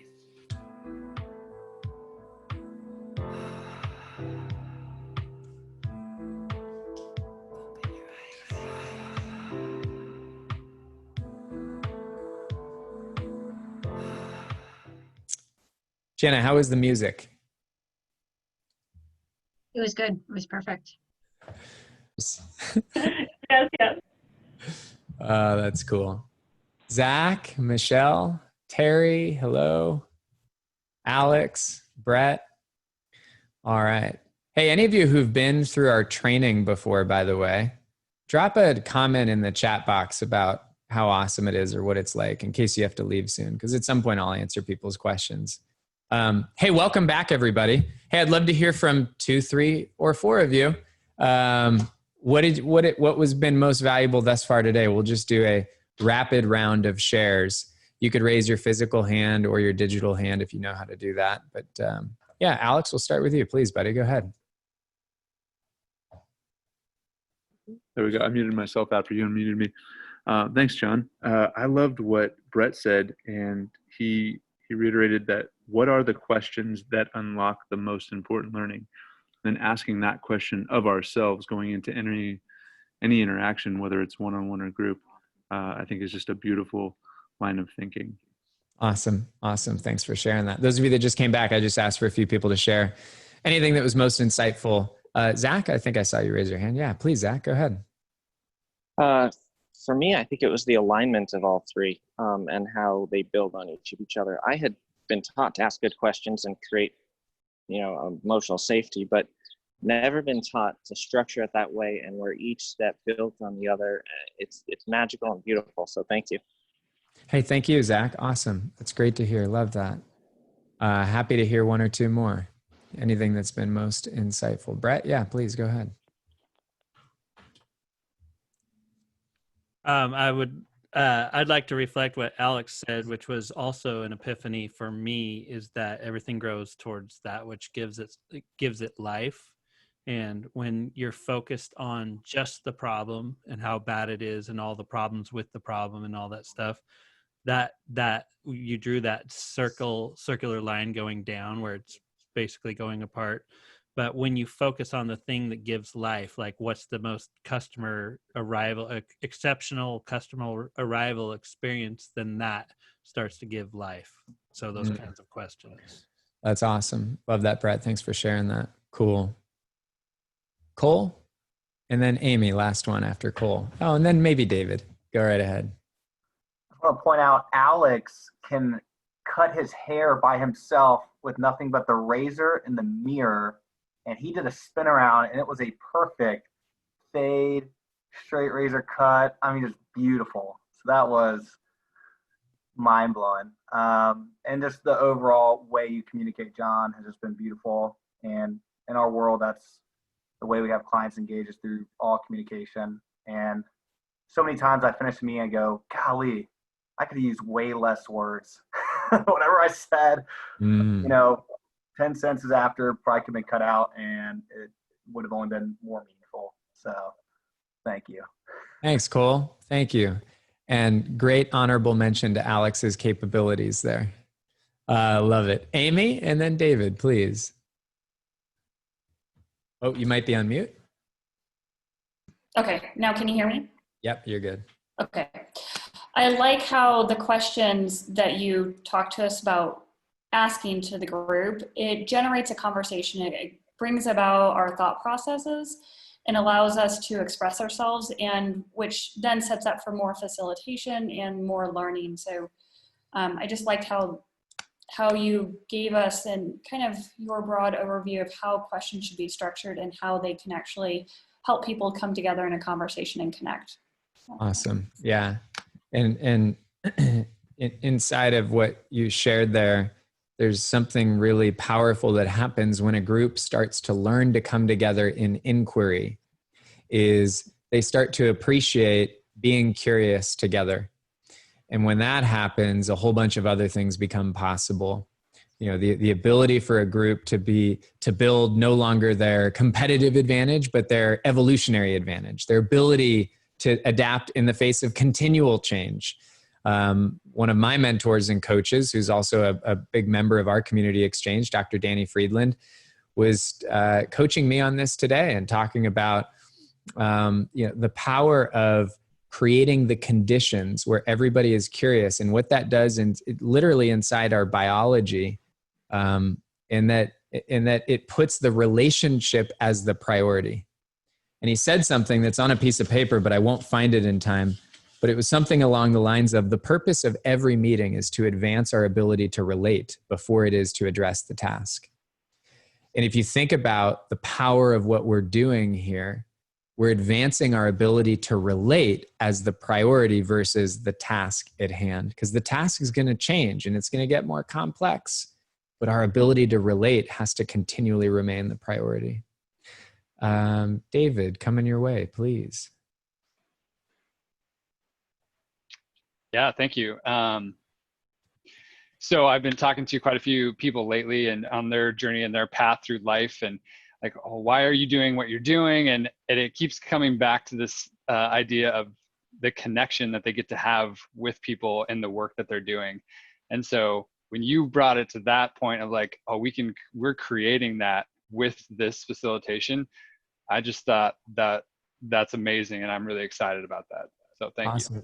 Yeah, you're welcome, David. Thank you. Glad to meet you. Really awesome. Well, let's land this airplane, everybody. So I have one more slide. One more slide. And this is just a reminder that the ability to design and facilitate and lead changes in groups at the end of the day is a reflection of what's going on inside of us. So you can go to our website and you can see case studies of every well-known, major, super important, smart man and woman who loves our work. And there's logos of all these fancy companies. There's a couple of those logos where our work actually didn't work, but I still put the logo because it's funny. It's not the norm. But people often wonder, what is it that gets in the way of being able to unlock wisdom at scale? And there's a number of answers, but most of them point towards the same spot, which is the interior condition of a leader, a convener, a teacher, a host. At the end of the day, whatever's going on inside of us will be reflected outwards, refracted onto, and contagiously will affect everything that we do. And we can hand somebody the perfect playbook, but if inside of themselves, they're not embodying certain values, a legitimate, humble sense of curiosity, a real, true openness that is only born from some certain place of humility and respect for other people's voices, a willingness to deal with the unknown, a willingness to not be the one that knows, but instead is inviting others to contribute. There's certain values, a willingness to be inclusive and to bring people into conversations that normally we would have just thought it was okay to leave out. These values, if they're not alive on the inside of those leaders and teachers and conveners that bring people together, none of this stuff really works. Because they can make it look like they're trying to get it to work, but what's going on inside of us ends up really shining through. So in the companies where this hasn't worked, leaders will bring this approach in, but they haven't actually reconciled the wholeness within themselves. They haven't actually reconciled that they really are open to listening at scale to what others have to say. They might be trying to move in that direction, but they're not really ready. And actually this work does more damage than good. It would have been better off to not go in than to ask everyone for ideas and then not do anything with them or not acknowledge them. And in learning environments, it's actually pretty easy for this work to work in a learning environment. The faster we move people to connecting with each other around why we're here, what we're going to learn, or around our own stories in relation to these topics, the better off we are. But even in that case, it's very difficult. Ana Leota is the president of the National Speakers Association. She just came through our training last month or a few weeks ago. And, she leads I don't know how many hundreds or thousands of professional speakers. And she pointed out and shared with us, she said, yeah, this approach on one hand is what will save most of their businesses. And I'm paraphrasing her expression. And on the other hand, it can be very difficult for somebody who has built an identity around I'm the expert to be ready and willing to actually allow everybody else to join them as an expert. So there's value conflicts that can get in the way of this. And at the end of the day, we have to be doing the inner work that's going to make the outer work work. And we do a lot of work with the HeartMath Institute. Any of you familiar with HeartMath? I had the privilege of facilitating their global conference in October down in Mexico and meeting with all of their founders in December at their headquarters in Northern California. And now they've all been through our trainings in the last couple of months, but we have a deep appreciation for the science that they have been building for the last 30 to 40 years around the intelligence of the heart. And the long story longer, the lesson drawn out is that what's going on inside of us actually creates chemical and electrical reactions with others that are measurable. And it's just one more point of reference to suggest that we got to pay attention to what's going on in the inside for any of this stuff to work outside of us. All right, I told you we're done. I told you there was a gift. This gift is going to be in an email that all of you will get tomorrow at some point before noon. So just keep an eye out for that. And I'm going to tell you about our training. Actually, I'm not going to tell you about our training. Do any of you want to know about our trainings? If nobody wants to know, okay. thanks. At least 2 of you raised your hand. The rest of you then can, thanks. I'll tell you a couple things about our trainings. July 8th through 10th, that's next week. It's 10:30 a.m. to 4:30 p.m. If you really wanted to come next week, you'd have to go secure a spot and then send us an email, because we'd have to give you a whole bunch of stuff that we've already been working on to prepare for next week. So we have an admissions team and a faculty team and a support team that oversees all of that. Even though I'm the founder and the head trainer, I don't unilaterally make all those decisions. If one of you is really interested in next week, you can let us know or drop me a note. The next training after this, I just saw, is August 11th through the 13th. And we've been trained on how to sell people into our trainings. And we do all of the opposite of what people told us. So there's no timer that I'm going to put on the screen. Our price doesn't go up in 15 minutes after you leave here. None of that stuff's true. Nothing changes. It's really funny. We literally got a list of like the 7 things and we're like, oh, we're not going to do any of this. So you can watch what I mean by that. So a little bit about our training. It's a 3-day immersion. It's 80% experiential. There's 4 conversational choreographies, 6 foundational questions. There's some other things that we go into where we not only deconstruct the 3 phases, the 6 questions, the 4 choreographies. Today you experienced one of them, but we also introduce you to the 5I cycle. So if you remember me earlier talking about moving a team through a series of conversations, we give you an intro to that series of conversations. So many of you already have experience where you could immediately walk out of our online exchange experience training and start applying this work inside of teams. And then also as a part of our training, what does this say? Sign up today and get 7. That's not really true. You get those anytime you ever sign up. But let me tell you what they are. So one of the things I said earlier today is that when somebody comes into our community, we give away everything. And to just put a fine point on this, when I get hired to come in and facilitate a large mastermind group or inside an organization, they're paying our company between $25,000 and $35,000 a day just to walk in the door. And that's our average rate across all of our clients going back several years. And I'm only sharing that because every contract, every proposal, every agenda, all of those assets and all of that intellectual property, we share that very openly. A few of our members are on this call. They can tell you, we share everything we do and everything we learn for a lot of reasons. Some of our mentors really encouraged me years ago to see it as that we're trying to solve an opportunity that's way bigger than our ability to solve it. And so it's worked really well for us. We attract a lot of people into our trainings. We give away everything we can. Some people rise up to a level of becoming a part of our faculty, and then we give them opportunities. We at Exchange can't actually handle the opportunities that come to us today. So we're trying to find more and more people to get through this training, to collaborate with.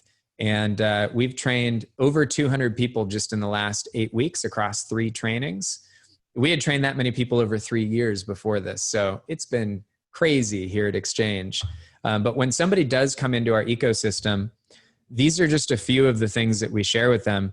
There are debriefs, and these are actually 2 to 3 hour videos where I actually walk through step by step, play by play, some of these exact client situations that you've heard us talking about. So how to turn a learning conference, how to turn a strategic planning retreat, how to turn a mastermind event with 200 people, how to do a 2-day strategic planning retreat. This particular client, I think they pay us somewhere between $35,000 and $60,000. We give you like the whole agenda, the whole playbook. Here's exactly how to move 80 people in 2 days through a strategic planning experience. The Keller Williams experience I told you a story about earlier, we give away the whole debrief of that entire event.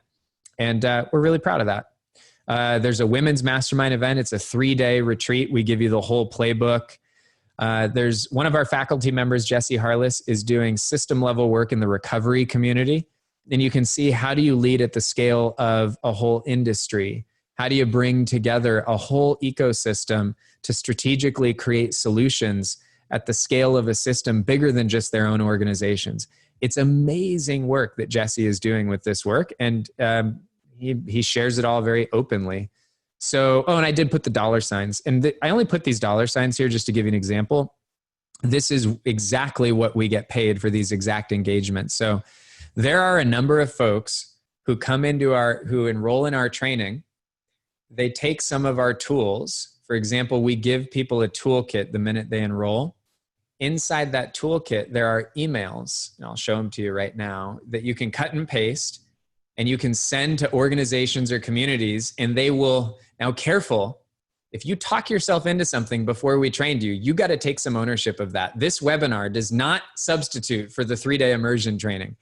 We have had folks who literally get paid engagements by cutting and pasting these emails. And I'll just show you, we have this thing called a toolkit. It's a dynamic document that we're constantly building.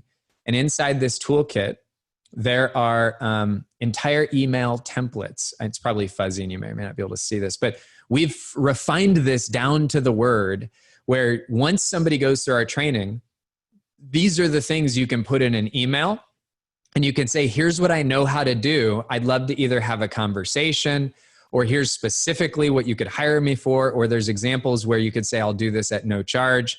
But everything is in here, and I'm going to scan ahead. We give you sample agendas. We told you about questions. We have a whole menu of questions. You can bathe in these questions, read them to your kids at night. We have examples of surveys to use when you run an event. These are the surveys that we use, and it gives us a ton of data. We have here's music playlists, know what music to play when. So we have members of our community who they just use our toolkit, send the email, run the agenda, use the survey generates more business. For some of you, that's important. For some of you, it means nothing because you're using this inside of your own team or organization. So if you're interested in our training, if you're wondering, what does it cost? I should have like a drum roll thing. Hold on, there's a button here. What do these buttons do? Oh yeah, this is a good sound right before the price reveal, right? Or we have now the round of applause. Since it doesn't sound good on Zoom, I have to deliver it myself. All right. So those of you that, if you're interested, and I know some of you know this because we've known some of you for a long time, before we started doing our trainings online, up until last October, the only way people got trained with us is they came through a 5-day immersion, and it was awesome. And in those 5 days, to go through those 5 days, they spent between $11,000 and $25,000, depending on the level they came in at. When March hit and we realized, oh, we're going to do this all differently, we rethought everything.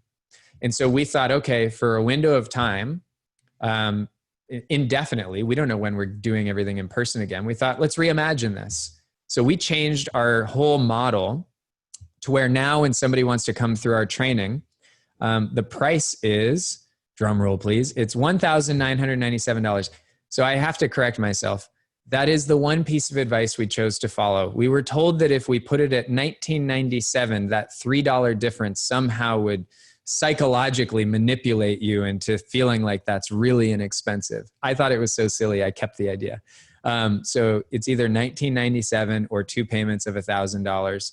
Someone on our webinar last week asked, they said, do you have a money back guarantee? I said, no, but if you don't like it, we don't want your money. So fortunately, we have a 90 plus and a net promoter score. And we've never had anybody ask for a refund, and we don't, but we're that confident in this that I tell folks, like, if this doesn't deliver 10x what you thought you'd get, we don't really want somebody's investment. And we would give it back with no questions asked. So the bottom line is, if you were interested in our training, you could secure a spot for either $19.97 or 2 payments of $1,000. There's a $6 additional surcharge, you'll notice, if you split it up. You could tell our accountants have not been involved in thinking through the pricing with us. Anyways, if you guys have questions, I'm happy to answer questions. If you really want to figure out how to get with us next week, July 8, 9, and 10, you would have to go secure your spot and tell us really quickly, or August 11th through the 13th is the next one after that. Either way, you get access to all of our intellectual property. You get access to our whole membership community, which I do such a terrible job talking about this stuff. Our membership community, it is the most valuable online community on the entire planet. And I can back that up. You can just ask some of our members who are here. It's amazing the value that is exchanged in our community. We have, I could show it to you. I could just open up the Facebook group and show it to you, and you'd see it's pretty awesome what happens in there. Are there any questions? I'm all done. You could give yourselves a round of applause. I've never done that on a workshop. That's so funny. I would love to answer any questions if any of you have any, either about applying this work or our trainings. Before any of you leave, oh, it's 4:56, so we're up on time. I was going to ask, I'd love to know what was most helpful for you, but really, if there's questions, I'd love to get to them. So if any of you have questions, oh, and I put in the chat, I'm putting it right now. If you want to secure a spot, you can either go to exchangeapproach.com/online or exchangeapproach.com/conversation. And conversation allows you to schedule a call with our faculty if you want to learn from them about our higher levels of certification. If you know you want to learn from us, you can grab a spot and you can always learn about higher levels later on. So you can do both. But at this point, love to answer any questions that any of you might have about applying the work. Dave, I'll start with you, please. Thanks very much. Enjoyed the content a lot. And having sat through numerous Zoom meetings over the last few months, Jenna said that you have a crazy setup. So I'm curious about your execution. You have a camera over top, it looks like. You have some kind of a switcher. You have something that is allowing you to pull up from different sources. I'd just love to know how you're executing. Yeah, I'm going to hook all of you up. And here's what I'm going to give you. Jana, I'm going to put you on the spot. Can you go find the document we have that lays out our entire tech setup? You know what I'm talking about? I do. I can try to find it. Yeah. Yeah. Let me see if I can find it. Because if I could find it. What's that? Nick posted it in the group, so there's a layout. Yeah. Oh, yeah. I'm just trying to find the link. I want to give that away to everybody. Yeah. So, Dave, we have my whole tech setup laid out. I mean, our team literally spent 40 hours building this setup, and then we documented it and we gave it away to our community. So, if I could find it, I'd love to show it to you. And somebody just sent me a note. Yeah, Jenna, if you find it, just drop it in a private chat to me. That would be great. Someone sent me a note. I'm doing an event for the Women's President Organization in a couple weeks. So I was referred by Allison, I think, to that group. So just responding to a private note. Dave, here's the short answer. I have an overhead projector. I have a camera that I can't show you because you're looking at me through it. I have a switcher. Here's the switcher. So I'm going to use my overhead projector to show you. I have a switcher here. that's my main laptop. I've got a soundboard right there. That's my screen share laptop. That's the iPad that plays the music. And there's all of you right there on the screen. So if that didn't give you a headache or overwhelm you, I don't know what will. Thank you. Yeah. And when people come into our training, we have standalone trainings that have all been recorded on how to do all the tech without spending $5,000 on the equipment or the $10,000 of intellectual labor to figure out how to put the equipment together. We have trainings that we give you that we've already done on what are all the Zoom settings, what are the team members that you need when you run these events as they get bigger, because you have to have a team to do this right. I'm working here with Jana. This is a small event for us. But as you get a little bit bigger, you need to know what settings to use on Zoom. Now, I could answer questions about that if you had them. And then what roles you have people play to manage the different things that go on. Usually you have someone who's going to manage breakouts. You have someone who might manage the chat box, and then a backup person that's, if you're running a training and you want to have links to information at your fingertips. On our bigger trainings, I'll have a person or a team where if they hear me mention a resource, they'll link it to me so I can pull it right up. And so there's some different things that we teach you. We teach you everything we do on how to manage all the tech for this stuff. Terry, we did record this today. I just noticed that. we haven't always shared them, but I think we're going to share this one tomorrow. So why do I wear headphones? Because by having headphones that go right, and you can do a cheap setup. You can use a Yeti microphone, which is $100 or so, plus or minus, and an iPivo. You can get the $100 version of the overhead. The only way to have a switcher where I can push one button and go to the slides and one button to go to the drawing and come back. The only way to have a switcher is you have to get everything, because everything has to be HDMI.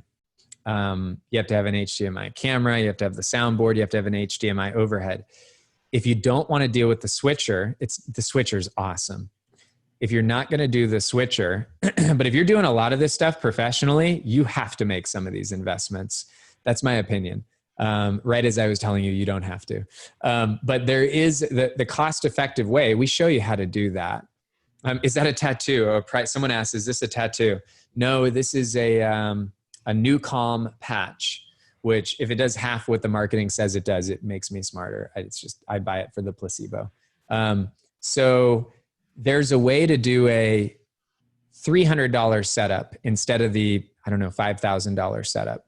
You get an iPivo overhead projector that goes in USB right into your laptop, and you get a Yeti microphone, which is $100, and you want headphones into the microphone. And the reason why you want that is when you have a professional sound setup, I can hear my voice in real time. That's very important, because if I'm cutting out or there's a bad connection and I don't know that, I might keep going, and how I sound to you is really, really important. So you probably noticed the quality of my voice is pretty good or really good. And that's like, of all the investments, you've got to have an external microphone. If you're doing anything that you're being paid to do or in your professional work, you have to have an external microphone. And you have to have a mic, and you can get a good mic for $100 to $150. I mean, yeah, go ahead. I sent you the thing. Yeah, I got it here. Thank you much. Yeah, so here's my AV setup. So we'll send this to all of you. Jana, let's make a note to Nick and ask him to, let's ask Nick to, so yeah, there's a challenge with the document for some reason. There you go.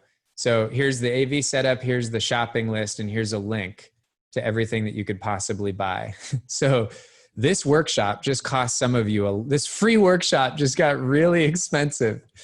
It's so funny. IPEVO. So we'll send that out as a bonus. Normally that's something that's just in our community. But like I said earlier, like everything that we do as a company, we document it, give it all away. So Dave, you asked, what other questions could any of you ask that could be helpful? Happy to answer. On either designing or applying this work, or where could it work, or how might it work, or where might it not work, or any questions about our training or our community. Super happy to answer. Do you have scheduled dates after August, just in case that date doesn't work? Yeah, thank you for asking. I know we're going to do one in September, and we're reevaluating our September date right now. So we had one, and then a couple of days ago, we realized we need to adjust it. So thank you for asking, Cole. And one of the big questions folks have had when they meet us on these webinars is, I mean, it's often the case where they meet us and they come through the training, and it's awesome. And there's two common questions. One is, what's the learning journey after the initial training? Like I told you earlier, that training, we promise that you walk out the door ready to do incredible things. And we're really proud of how we deliver on that. And while you're in that training, we share with you ways to stay engaged with our community and continue your learning. And folks can continue their learning for as little as a couple grand over 12 months, where they get unlimited access to everything at that price. Or they can invest at a higher level if they want to get certified, where they go through a series of deep immersion trainings. And that certification pathway and puts them on our website eventually. It's just a deeper learning journey. And that's just a really deep dive into bringing this into organizations and learning environments. we get a lot done in that OXE, and a lot of people come through it and realize, oh my gosh, I want to be a part of this exchange thing indefinitely. And we're really proud of the fact that of the people that come through our training, way more than half become members and continue to learn with us. It's pretty cool. Oh, and the other part of the question is, if you're not sure which training you can come through, you get access to everything as a member up until several weeks after you go through the training. So even if you're not sure, you can just get access to everything now and take advantage of it and get benefit from it, even if you don't go through until August or even September or even after that. Any other questions? Deborah, Allison spoke highly of the community. Would you talk a little bit more about the group? Yeah, I'm happy to. And you'd think I'd be prepared to have a really well choreographed explanation. I just come into these webinars and share stuff. And the best way to talk about the group is actually to show you inside the group, because I could tell you or I could show you. And so here's what I'm going to show you right here. So we operate on the Facebook platform, and I don't like spending time on Facebook, and most of our members don't either.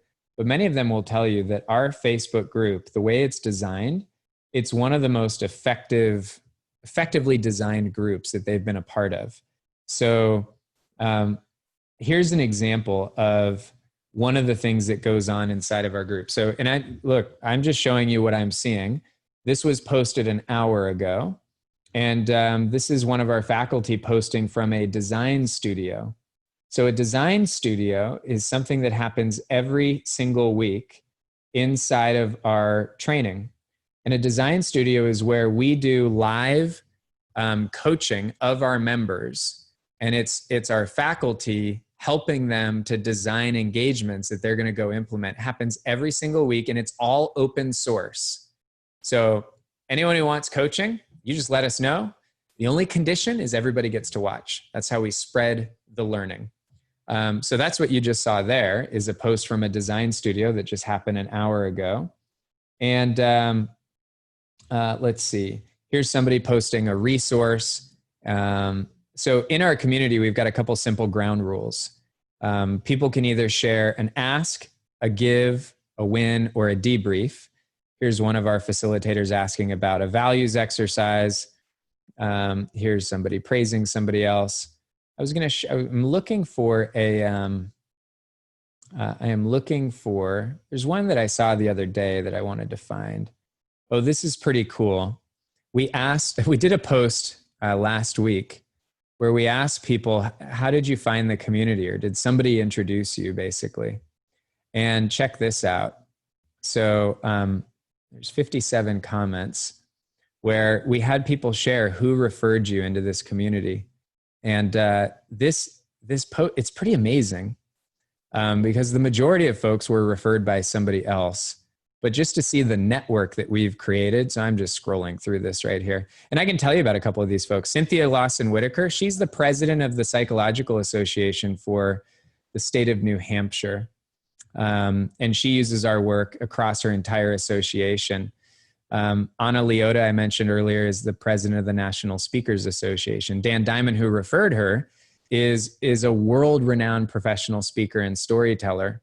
And he's also a crisis doctor. I mean, literally, he's the guy that got brought into Katrina. Andrew Smallwood is the head of sales and marketing for a super innovative company that is using our work in an air filter company to be a strategic convener, and they're bringing their whole industry together in amazing, innovative ways. Here's Allison. Somebody mentioned Allison earlier. I just met Allison at our last training. Gina Burleski is a super experienced consultant. Kent Heyer, he runs online events as a consultant as well. Michael Dietrich Chastain is an author, a former therapist, does a lot of organizational consulting. There's a few of these folks I don't even know, which is really crazy. Anna Karina is a heart math certified trainer in Panama. Sarah Nally and Steve are from Australia and New Zealand. She's the head of change for the largest bank in New Zealand. And they're just an amazing couple that we met. We were supposed to go do a week-long retreat for them in New Zealand, end of March. So that went away. Patricia Steele is a wizard of she was on a plane ride next to Julie Riesler, who's the host of the USU podcast. Julie has her own community of women that she leads. And Patricia met her on a plane ride, and Patricia is now, her whole team has gone through our training. So there's, I could tell you more about these folks. I'm just looking sorry, I'm getting carried away. I forgot that there's a bunch of you watching. Anyways, you'd asked about our community. Our community is super collaborative and super connected. And it's the coolest part about everything we do. And yet, you sit in this workshop, you don't really know about it. I see Brett's nodding his head. Ezra and Alex and Brett are all a part of the community. They can tell you whatever they want about it. Hey, any other questions that I could ask, or any questions that were asked that I didn't fully answer? Deborah, I don't know if that served anything you were curious about related to the community. Cool. Yeah. It's a lot of people that we meet every day who have a lot more experience and wisdom than I or our entire faculty, which is the thing that tells us we're doing something really cool. So we're excited about just the caliber of the people that we've attracted. It's really, and they're from 20 plus countries now. Our last 3 trainings, we've had folks attending from all over the world. It's been super cool. Hey, happy to field any other questions. And if there's any of you that I will see at our training in the future, I can't wait. Some of you will probably be at our trainings next week, and I'm not even aware. Brett, are you with us next week? Are you on the leadership team? I am. That's cool, man. We'll see you next week. Ezra, I think, Ezra, are you with us next week, or you might not be sure? Depends on the doctor. We'll find out soon. All right. Well, I hope you're healing. Thank you. Ezra is attending these events laying on a couch. He has his tech turned sideways as he's healing from a surgery. So Ezra, I'm wishing you positive healing, my friend. Thank you. The positive community really helps. So here I am. That's cool. That's super cool. Brett, you came through our in-person training a couple of years ago. Yeah, I went through expecting to just go to one training, and before the training, I had full access to all of your stuff, and I started applying it before I even knew that there was so much behind everything, and it's like totally accelerated my trainings, but it's accelerated. I have 8 children, and so it's accelerated me as a father. I own a company. There's a culture in my company since I started coming through XCHANGE that is just massively up-leveled. It's just changed my entire life. So I thought one training would be enough, but then it's just like, I can't not go to the next training. I just got to be with these people. The people that are attracted to this community are the heaviest hitters. That I can't say enough about it. It's just so good just being here. We will now pray for you as a father of 8. Brad, I appreciate the kind words, man. It's been a lot of fun, and we're right in the middle. Let's see what's next. It's cool. Is this testimonial time? Can I jump in? Well, no one has a question. You guys can say whatever you'd like. Dude, I love this. My first experience of this was Best Year Ever 1, and you leading that, John, and that was just super cool. And since then, just being with you, going through the training last year in April, and then bringing this into my one-on-one coaching work, and developing a methodology for coaching that I call appreciative co-creation, inspired by this work. And everyone loves, I love, it's super fun. And now I've got a few coaches that I'm teaching it to, that we're creating a community of transformation for clients, co-created and led by these incredible coaches who, are like Dr. Jamil, who's a good friend of mine, who's here on the call, who's like a naturopathic doctor. He's a expert level NLP practitioner. And I was so excited to have him join us for this, because this is kind of the foundation of everything that I do now. That's awesome, Alex. Well, it's fun to think that I met you through that event that started 6-7 years ago, whenever that was. And for 6 years, we ran a 500-person event in San Diego. You met me 20 years ago. Oh, we met 20 years ago. We ran through the snow on New Year's Day. Was that 2000? It's 2000. Yep. Yeah. New Year's 2000 Tahoe. New Yeah, but Year's we 2000. reconnected 6 years ago. Yeah. Yeah. Back then we were just young idiots. Now we're older idiots. But yeah, we were 17, 18 years old and we ran through the snow together on New Year's Day in Tahoe. And then we reconnected 14 years later, or something like that. That's It was wild. actually, I'm going to shout you out. It was your idea. You were like, let's go help people. I bet there are people caught in the snow. And we found like 2 or 3 people to like dig out and push their car. I was like, dude, how did you know that would be really fun? It's all the folks from the Bay Area that don't drive in the snow often that we knew Yeah. would be stuck. That was awesome. That's cool. And Dr. Jamil, glad to meet you, buddy. Glad to have Alex bring you here. Thank you so much, John. And Alex, thank you for sharing this event with me. And John, thank you for really putting this on. And everyone else, thank you for co-creating this experience. I've had such a beautiful time with you all. A lot of insights, a lot of ahas, and a lot I'm looking to take away from this and implement from this. And definitely haven't seen me for the last time. That's cool. That's great to hear. Awesome. It's great to meet friends of friends. Awesome. Once in a while, we have somebody who finds us in the more unusual ways, like Mr. Ezra. Ezra, how did you find us again? What's it called? Serendipity? Serendipity. There you go. I was looking for a solution to improve the interaction on Zoom with kids in a school environment because it was failing miserably. And I went running, heard a podcast, and you had offered somewhere that you'd have a trainer or someone give us some insight in how to do that. And then I couldn't remember when I had heard it or where it was. So I started Googling around looking for expert facilitation, happened across Steve Bouchard, found XCHANGE, signed up for a conversation with someone. Meanwhile, ended up signing up for the 3-day training before I got to this thing. So yeah. That's awesome. I'm glad you're here, Ezra. You're bringing this work into some incredible places. So it's fun to be on that journey.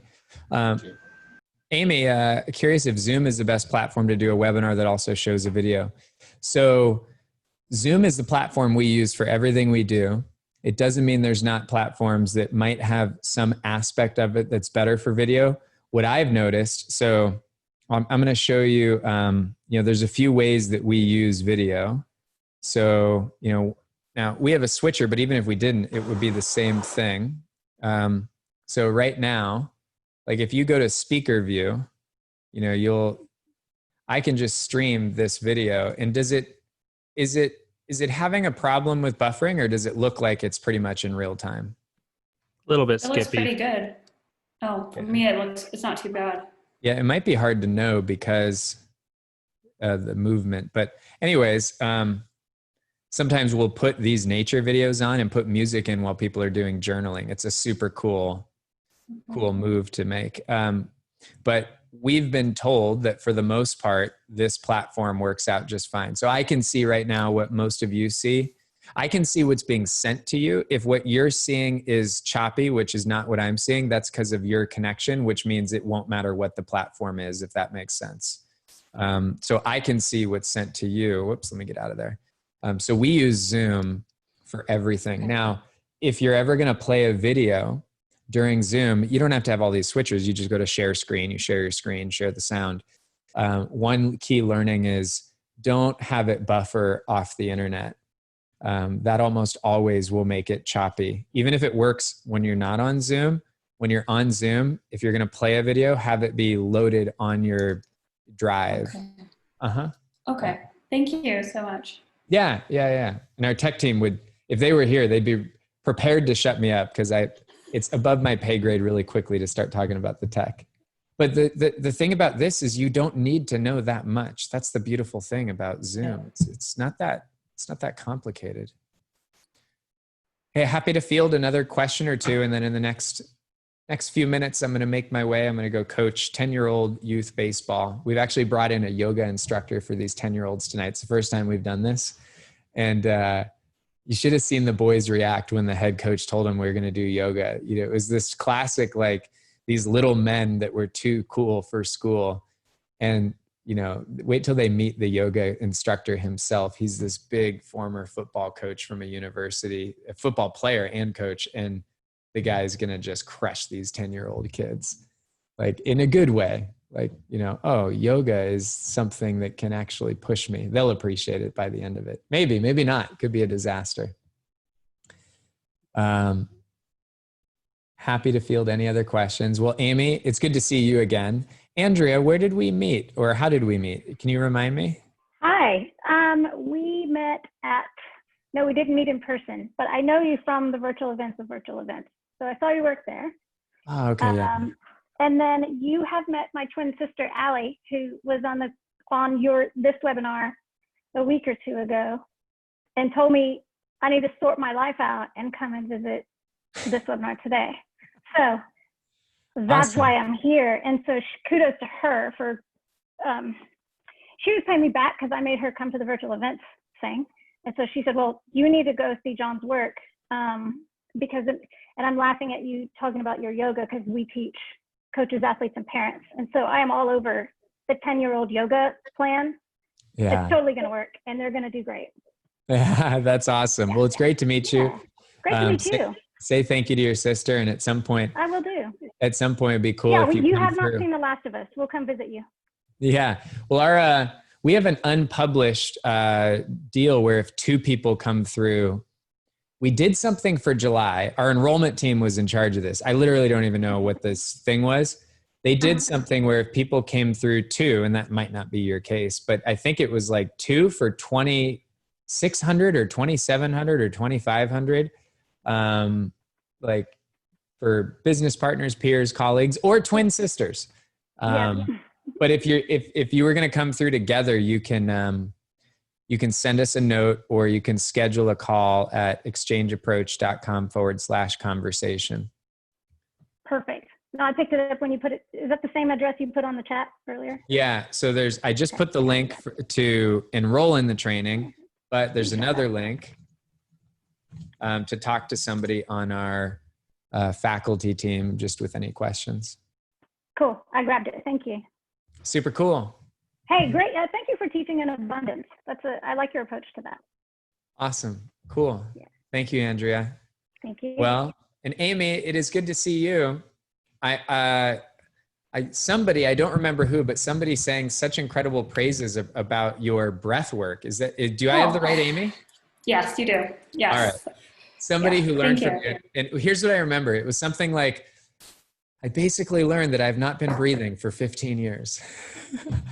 Basically, what I take is, so I have my background, a doctorate in physical therapy, and my background in anatomy and physiology has helped me learn how to access your diaphragm in a better way.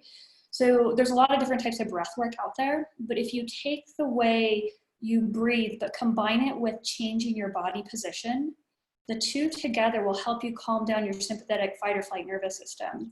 And so I've used it to help people get out of a wide variety of surgeries, out of anxiety and panic attacks, sleep deprivation, whole host of things. And I mean, even the other day, now I do virtual sessions and teach on a larger scale, but also do one-on-one. And I even put someone to sleep the other day on Zoom who was going through an anxiety attack. So you can change the way you breathe by changing your body position, and then it affects how calm or ramped up you are. And you can use it both ways if you want to ramp yourself up or calm yourself down. Wow. Yeah. Do you want to give us any like 60-second quick tips just to? Yeah, sure. If you tell us. Yeah, so, okay. If we're going to calm ourselves down, you want to think about first getting yourself seated all the way back into your chair. So let your low back go all the way into your chair back. And I'll sit down and show you in case. Get your feet flat on the, lowering my desk. Get your feet flat on the ground. And one of the things that most people do that they don't realize is they suck up their gut when they're breathing instead of letting it out. So I'll tell people, put one hand on your chest, the other hand on your belly. We're gonna go really quick. Usually it takes a little bit more than this, but when you blow out, I want your chest to go in, your belly to pop out. And there's a whole explanation about getting your ribs down into position to free up your back to calm you down. But here we go. So I'm gonna have you breathe in through your nose, pause a second, blow out through your mouth, then hold your breath and pause 3 seconds. And I'll coach you guys through this if you want. So if you want, go ahead and get ready. So as I breathe in, I'm going to do 1 round where I'll show you guys, and I want you to watch and see how I don't lift anything up. So here we go.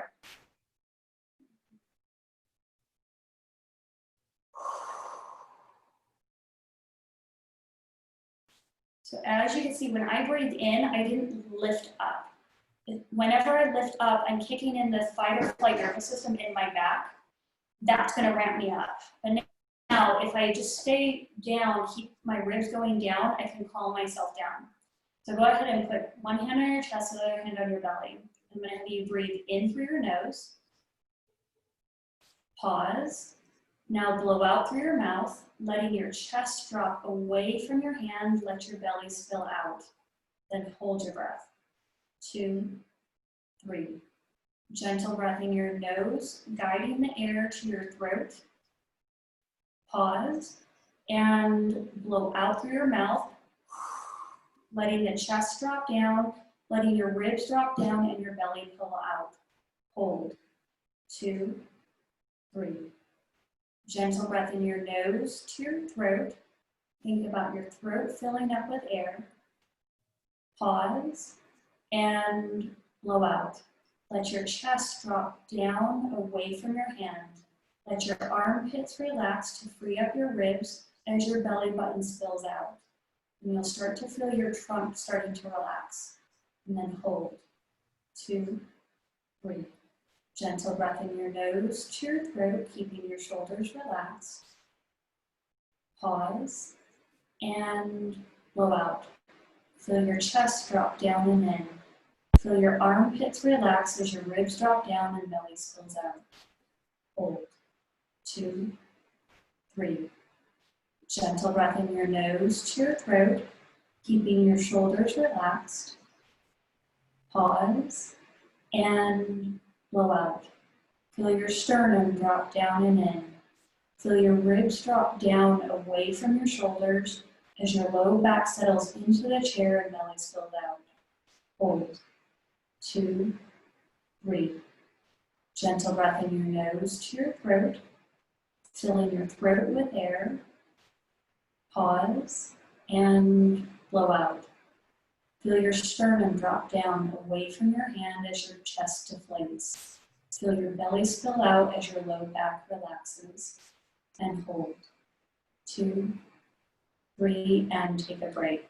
So that's kind of a really jammed a whole bunch into one, but that's kind of what I do with people, and you can take it all the way into running. I use this to run marathons pain-free, a whole variety of things, but yeah. Amy, that was wonderful. Thank you so much. This is what we call the bonus round. This is the bonus round. There you go. Yeah. Hey, happy to do more anytime. Oh my gosh, that was wonderful. Well, hey, at some point in the future, if you ever end up coming through any of our trainings, you have an invitation now that you'll lead those trainings with some breath work, because we like to bring people's talents in when they come in. So thank you for that. That was really awesome. Thank you. Thanks. Yeah. Hey, I have to jump off. So good to see all of you. Brett, I know I'll see you next week for our OXE. It's going to be awesome. We got some whole new tricks for next week, and see some of you at some point in the future. Ezra, keep healing, buddy. Awesome. All right, Amy, Andrea, take care. Bye-bye. Thanks, guys.